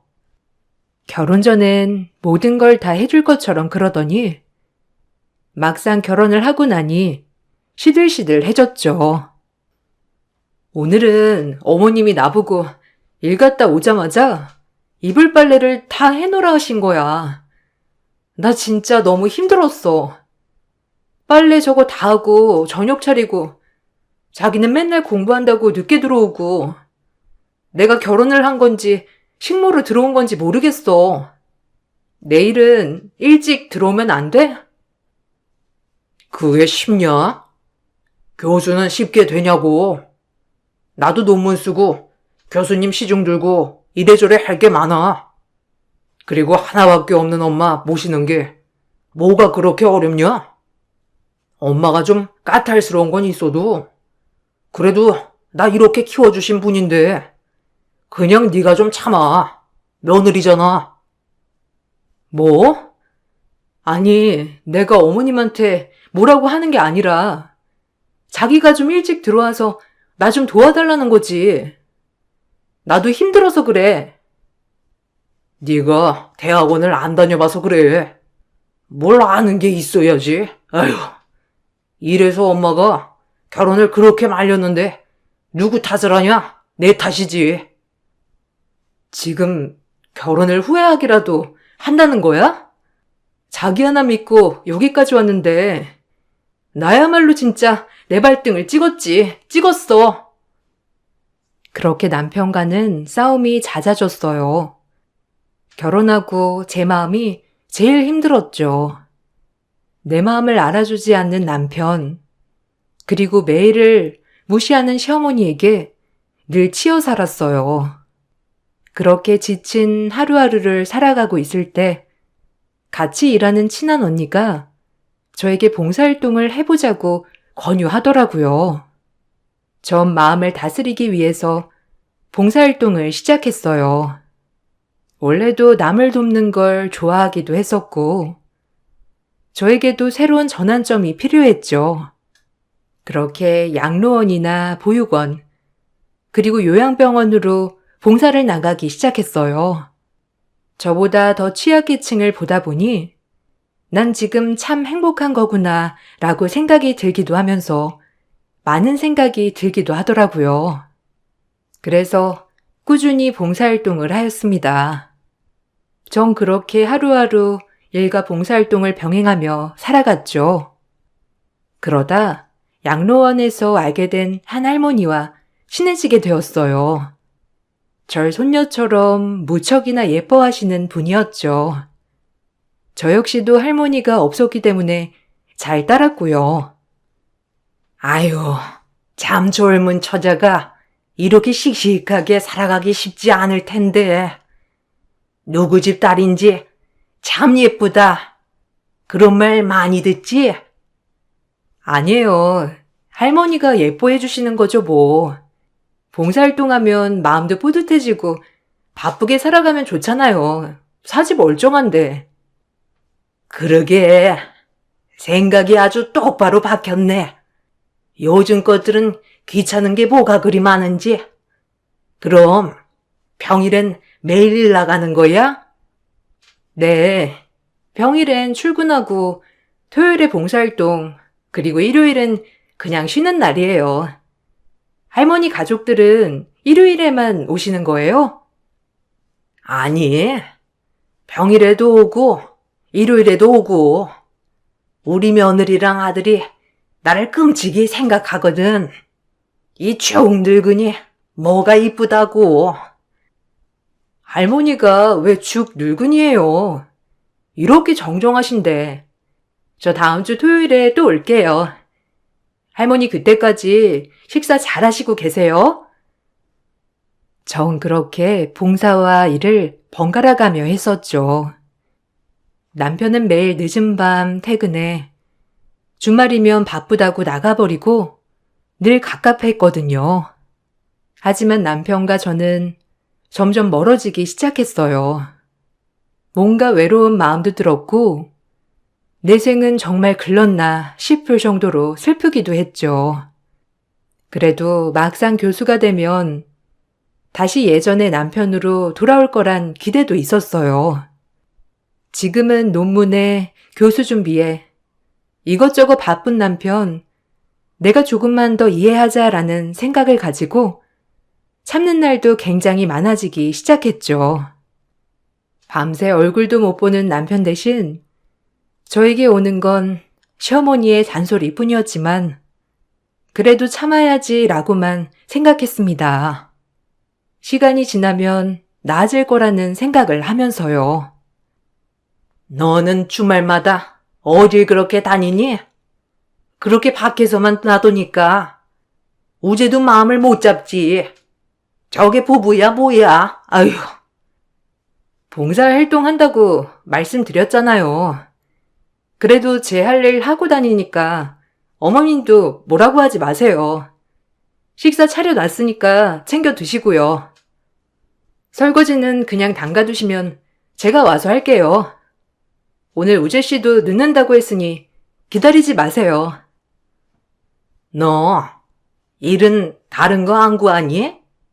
아니 우리 우재 이제 곧 교수 될 것 같은데 와이프가 생산직이 말이 돼? 다른 일 알아봐. 무슨 일이요? 어머님도 가발 공장 다니시면서 우재씨 키운 거 아니에요? 전 제 일에 떳떳해요. 우재씨 교수 되는 거랑 제가 일하는 거랑 상관없다고 생각해요. 그러니까 더 이상 제 일에 대해 왈가왈부하지 말아주세요. 부탁드릴게요. 제발요. 어머님은 토요일이면 봉사활동을 하는 저를 못마땅해 하셨지만 모든 집안일을 완벽하게 끝내고 나갔기 때문에 어머님도 딱히 말씀은 안 하셨죠. 그렇게 많은 시간이 흘렀어요. 남편은 어느 날 저에게 밖에서 따로 만나자고 하더군요. 그동안 절 소홀히 했던 게 너무 미안해서 밖에서 데이트 신청을 하나 싶어 설레는 마음으로 저녁을 먹으러 나갔죠. 그동안 소원해진 남편과의 관계도 회복할 겸 말이에요. 그렇게 남편을 기다리고 있었고 남편은 저에게 부탁을 하나 하더라고요. 그동안 고생 많았지? 살림하랴 생활비 대랴. 내가 번번이 돈도 많이 못 갖다 주고 네가 고생 많았을 거야 아마. 알긴 아네. 그래도 괜찮아. 이제 좀 바쁜 거 좀 끝났어? 어머님 좀 살펴드려야 할 것 같아. 안 그래도 적적해 하시더라. 이제 교수 임용이 코앞이야. 근데 네가 몰라서 그러는데 교수가 되려면 접대도 해야 하고 좀 돈이 많이 필요하긴 하거든. 뭐? 그게 교수 자리 돈으로 사는 거랑 뭐가 달라? 자기 그동안 논문에 모시고 있는 교수님 시중 든 게 교수 되려고 한 거 아니었어? 그거 포함해서 돈도 필요하다는 거지. 내 노력 플러스 돈. 그래서 말인데 내가 교수가 되면 누가 제일 좋겠어? 당신이랑 어머님이 제일 좋겠지? 난 자기가 교수 안 돼도 상관없어. 그냥 학원 자리에서 애들 가르쳐도 좋고. 넌 왜 이렇게 꿈이 작냐? 교수 사모 안 되고 싶어? 남들은 교수 사모 못 돼서 안달인데. 그래서 말인데 돈 좀 해줘. 뭐? 돈? 돈을 해주면 교수가 되긴 하는 거야? 아, 얼마가 필요한데 그래. 지금도 강사일 하긴 하잖아. 3장이면 될 것 같아. 그럼 전임 교수 되는 건 문제 없어. 자기야, 우리 부부잖아, 어? 나 제발 도와주라. 그럼 자기도 좋잖아. 이번이 마지막이야. 그리고 약속해. 교수 되면 이제 시간도 많아지니까 아기도 갖고 가정에 집중하겠다고. 아, 당연하지. 그동안 내가 바빠서 그렇지. 나 몰라?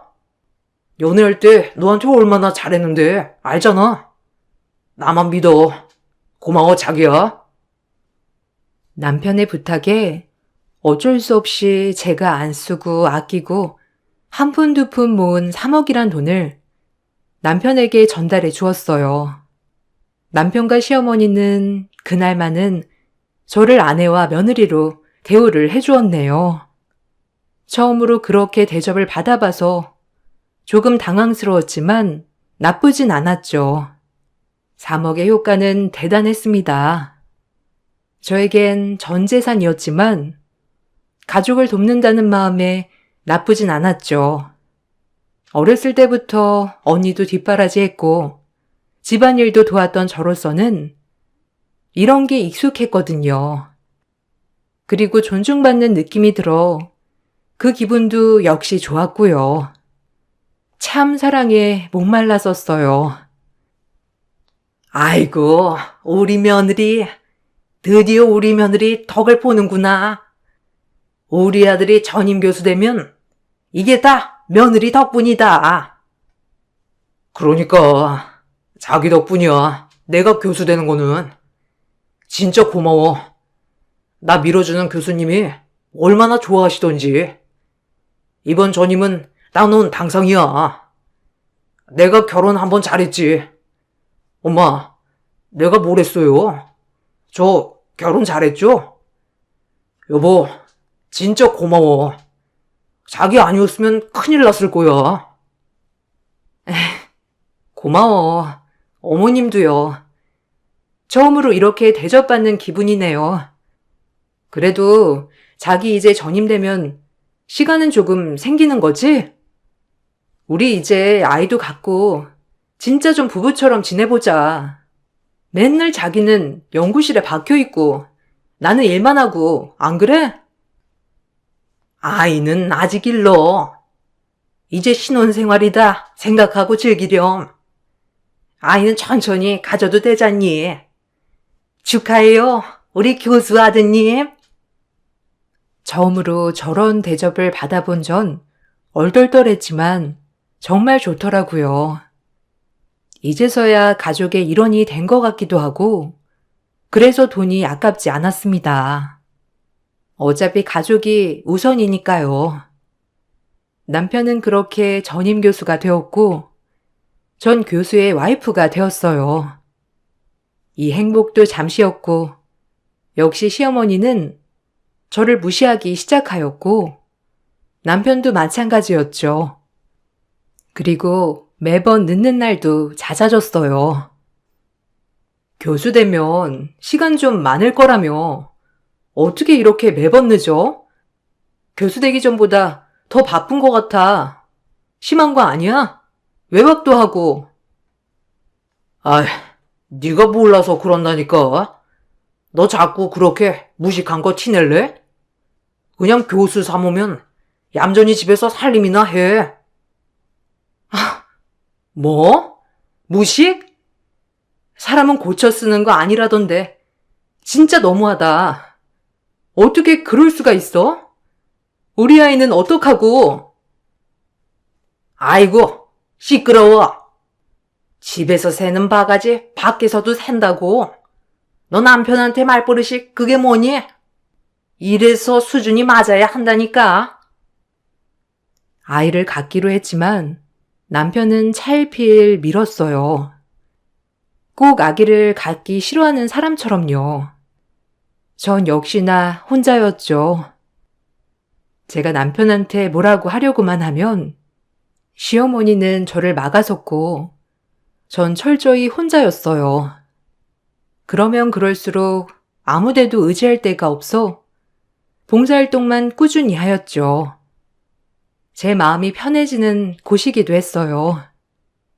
할머니들과 이런저런 얘기도 나누고 그러다 보면 언제 고민이 생겼나는 듯 없어지기도 했고요. 아는 언니 통해서 한 봉사활동이었지만 제 가치관을 바꿔놓은 계기가 됐죠. 전 할머니들에게 이런저런 이야기 고민도 하고 제 이야기를 많이 들려드렸어요. 저를 손주처럼 생각하는 할머니는 제 고민을 들어주었죠. 이혼혀. 요즘 젊은 처자가 뭐하러 그렇게 살아? 자기 인생을 살아야지, 안 그러냐? 내가 손주 같아서 하는 말이요. 그러게요. 저 참 미련하죠? 제가 어디 가서 이런 얘기를 하겠어요. 부모님한테 하면 속상해 하실 거고. 그래도 할머니가 제 할머니 같아서 너무 좋네요. 이런 얘기도 할 수 있고 감사해요. 제 이야기 들어주셔서. 이제 슬슬 가야겠어요. 시간도 됐고. 그려. 언제든 와서 얘기해요.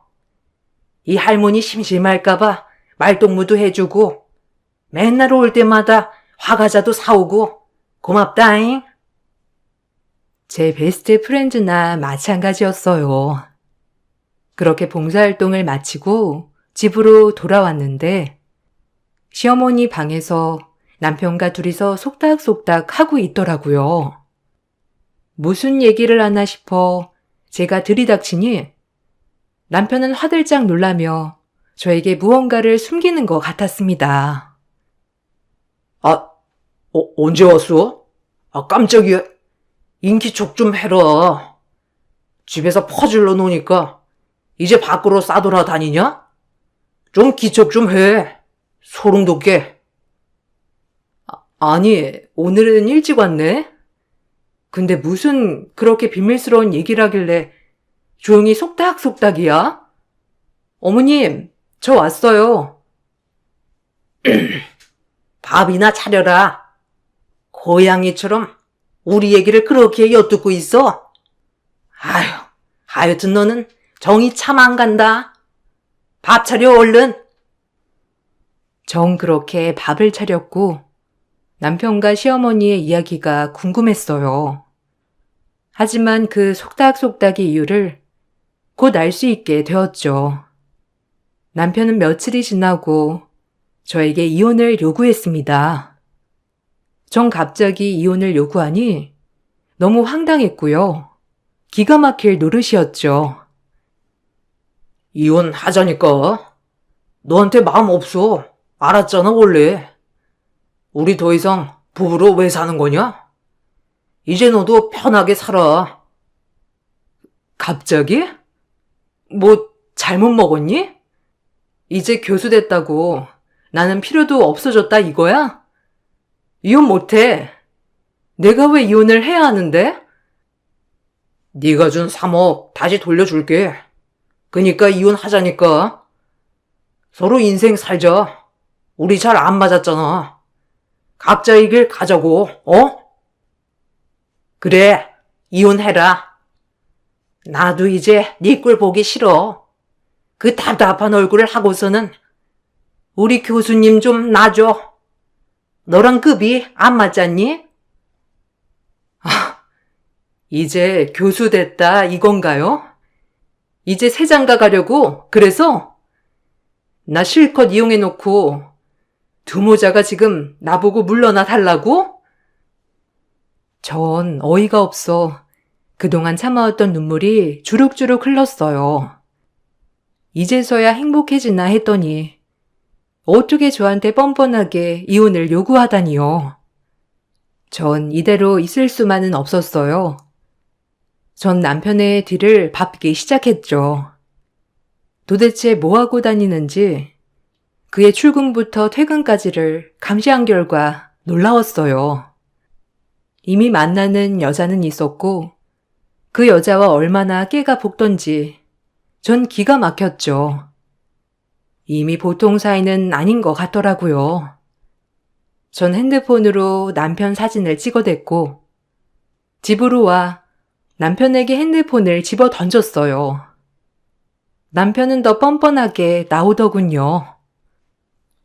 아이, 다 알았으면 이제 그냥 물러나 좀. 나도 새 출발하자. 이 여자랑 너랑 비교가 될 것 같아?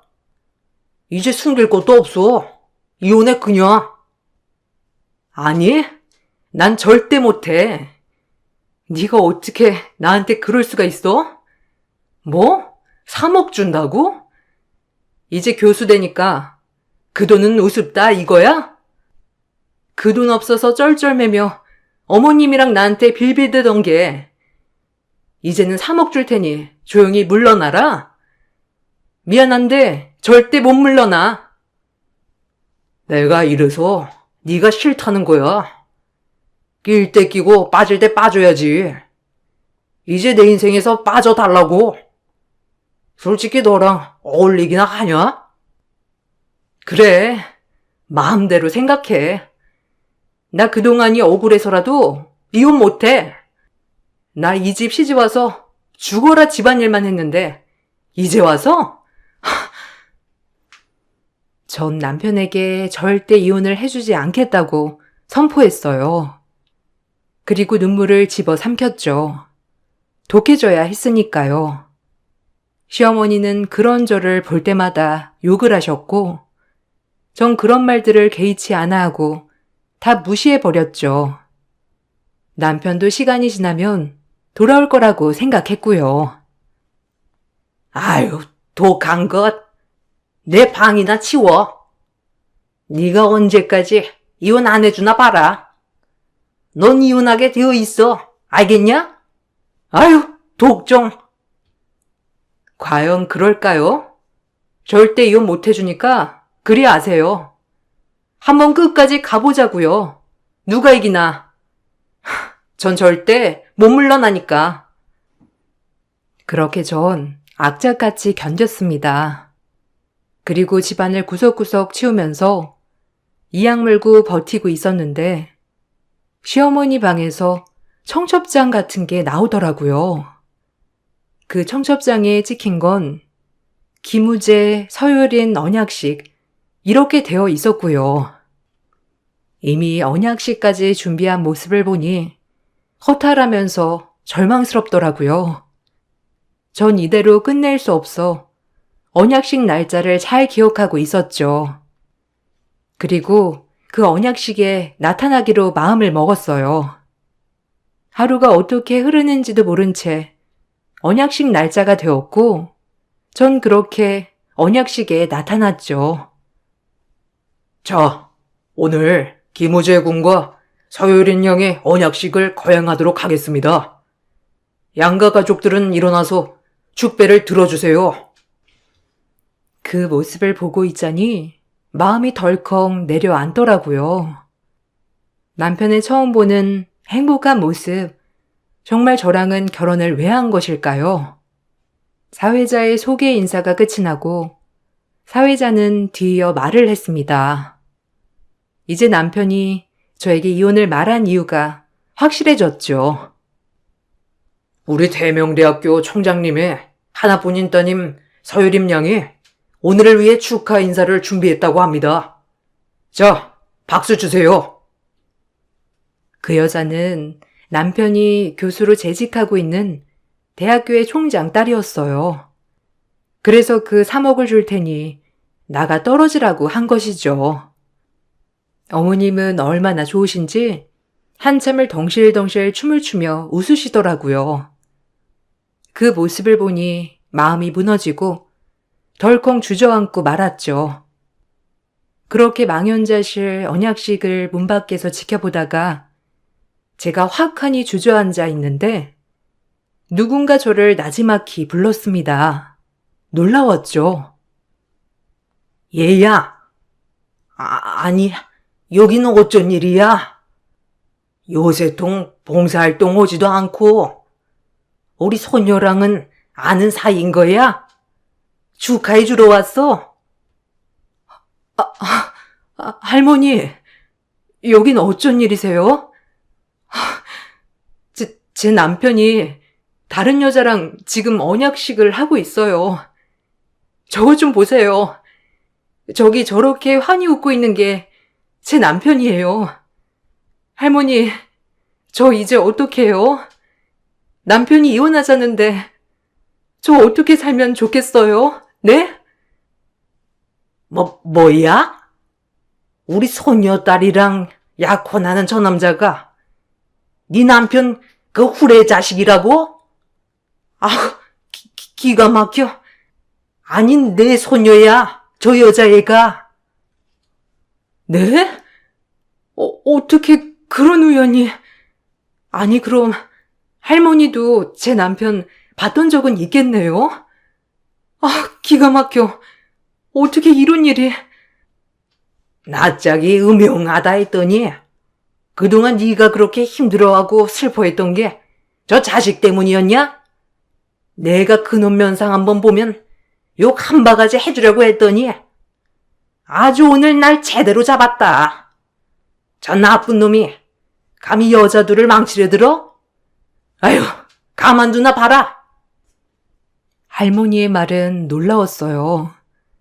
남편과 언약식을 하고 있는 사람은 할머니의 손녀라고 했고요. 전 기가 막혔고 정말 당황스러웠습니다. 할머니는 제 말을 듣자마자 곧장 언약식장으로 들어가 성치 않은 몸으로 제 남편의 뺨따기를 날렸습니다. 저도 놀랐죠. 식장에 있던 사람들은 다들 놀라 할머니를 뜯어 말렸지만 할머니의 힘은 대단했습니다. 모든 사람들을 뿌리치고 달려들었죠. 이 나쁜 쌍놈의 새끼. 네가 감히 두 여자를 가운데서 갖고 놀아? 이놈의 새끼를 내가 그냥 내 지팡이 어딨냐? 어? 할머니, 왜 그러세요? 제 약혼자한테, 아니, 너무하신 거 아니에요? 그렇게 축하한다고 하시더니 이유도 없이, 네? 할머니, 뭔가 오해가 있으신데 고정하시고. 효린아, 할머니 요양원 다시 모셔다 드려야 하는 거 아니야? 제정신 아니신 것 같아. 제정신은 네가 더 아니지. 이 미친 유부남이 어디서 다른 사람이랑 언약식을 해? 안녕하세요. 저 여기 김우재군 안사람 되는 사람입니다. 여러분들 모르셨나요? 아니면 아시고도 이걸 강행한 건가요? 얘 유부남이에요. 결혼 4년차 유부남. 뭐야? 유부남? 아니, 결혼 안 했다고 하지 않았나? 김 교수, 말해보게. 그러고도 감히 내 딸을 넘봐? 내가 이걸 그냥? 아주 골고루 거짓말하고 다녔구나. 작정하고 속이는 사람 못 당하죠. 제가 이 사람 교수대게 3억도 투자했어요. 근데 교수 되자마자 바로 이혼하자고 하더라고요. 근데도 봉을 잡았네? 이러려고 이혼하자고 했니? 너 내가 그냥 물러날 줄 알았어? 제 말에 그 대학교 총장님과 총장님의 부인은 쓰러지기 직전이었고 할머니는 힘이 어디서 나셨는지 상에 차려져 있던 김치를 들고 와 제 남편의 귀싸대기를 후려 갈겼죠. 얼마나 속이 시원하던지 저도 힘입어 같이 남편에게 악쓰기 시작했어요. 이 후레 자식, 감히 우리 소녀를 농락하려 들어? 그리고 우리 손녀 같은 소희한테 네가 감히 돈도 꿀꺽하고 내가 처음 인사 올 때 느낌이 안 좋다 했어. 네 놈이 그렇지. 아이고, 뻔뻔한 자식. 내가 힘만 더 남아 돌았으면 더 혼쭐을 내줬을 거다. 어머, 할머니, 그만하세요. 우리 귀한 아들한테 이게 뭔 짓이에요? 무슨 오해가 있으신지 몰라도 제발 그만두세요. 네가 그 어미년이구나. 네가 문제지. 자식 새끼를 그렇게 키워? 너도 좀 맞자. 이 뻔뻔한 모자 같으니라고. 할머니, 여기 잡채 있어요. 이걸로 아주 뺨따기를 날려버려요. 내가 당신들 용서할 줄 알아? 일이 이렇게 된 이상 그래, 이혼하자. 네가 교수를 얼마나 해먹을지 모르겠지만 총장님이 가만히 있을까? 이 구질구질한 모자야, 정신 차려. 네가 감히 우리 아들 언약식을 망쳐? 더 높은 곳으로 올라갈 수 있는 우리 교수 아들을 방해해? 네까지 깨? 뭐? 말은 똑바로 해. 지 인생 자기가 꼬는 거지. 욕심부리다 끝이 없었지. 당신들의 끝이 여기야. 알겠어? 이제 소송 준비해. 저 할머니 그리고 언약식 당사자인 총장 딸 셋이서 모자를 묵사발로 만들어놨죠. 총장 딸은 아무것도 몰랐더라고요. 울면서 뛰쳐나가는데 정말 저 모자를 어떻게 해야 하나 싶었죠. 한참을 두 모자를 패대기를 치고 나니 기운이 쏙 빠졌고요. 얘야, 일어나라. 넌 아무 죄 없어. 오늘부터 새 인생 살 수 있을 거야. 그러니까 힘내렴. 이런 일에 넘어지지 마, 어? 할머니, 감사해요. 저 정말 아득하고 아무도 제 편이 없는 것 같았는데 할머니 덕분에 용기를 낼 수 있었어요. 너도 내 손녀나 다름없으니까 인생 공부했다 쳐라. 저런 놈 상대할 필요도 없어. 네가 훨씬 아깝다. 저런 인간한테. 에휴. 감사해요. 용기를 주셔서 이제 홀로 서기 할 용기가 생겼어요. 계속 앞날이 아득했긴 했거든요. 감사합니다, 정말. 전 그 길로 할머니를 요양원에 모셔다 드리고 변호사를 찾아가 소송을 하여 오늘 언약식까지 한 증거 영상 덕분에 남편은 저에게 막대한 위자료를 주어야 했고 학교도 잘렸죠. 그리고 시간 강사도 하지 못하는 신세가 되었습니다. 두 모자의 욕심이 화를 부른 셈이죠. 전 남편과 깨끗이 이혼을 하고 위자료를 받았습니다. 그나마 있던 남편 재산 분할도요. 남편은 한 번만 살려달라고 싹싹 빌었지만 더 이상의 용서는 되지 않았고요. 그리고 그 총장네 집에서도 혼인빙자 사기죄로 걸었더라고요. 남편은 이러지도 저러지도 못하는 상황이 되었죠. 다행히 할머니 때문에 용기를 얻었던 것 같아요. 남이었지만 인연이다. 이렇게 도움을 많이 주었죠. 할머니가 돌아가실 때까지 전 할머니와 연락을 주고받았어요. 그리고 할머니 덕분에 새 인생을 살게 되었죠. 남편이랑 이혼은 생각지도 못했는데 막상 일이 닥치니 이혼하길 잘했다고 생각이 들 만큼 너무 행복합니다. 요양원 봉사로 알게 된 할머니가 저의 은인이 되었죠. 순간의 인연이 이렇게 소중하다는 것을 많이 깨우쳤어요.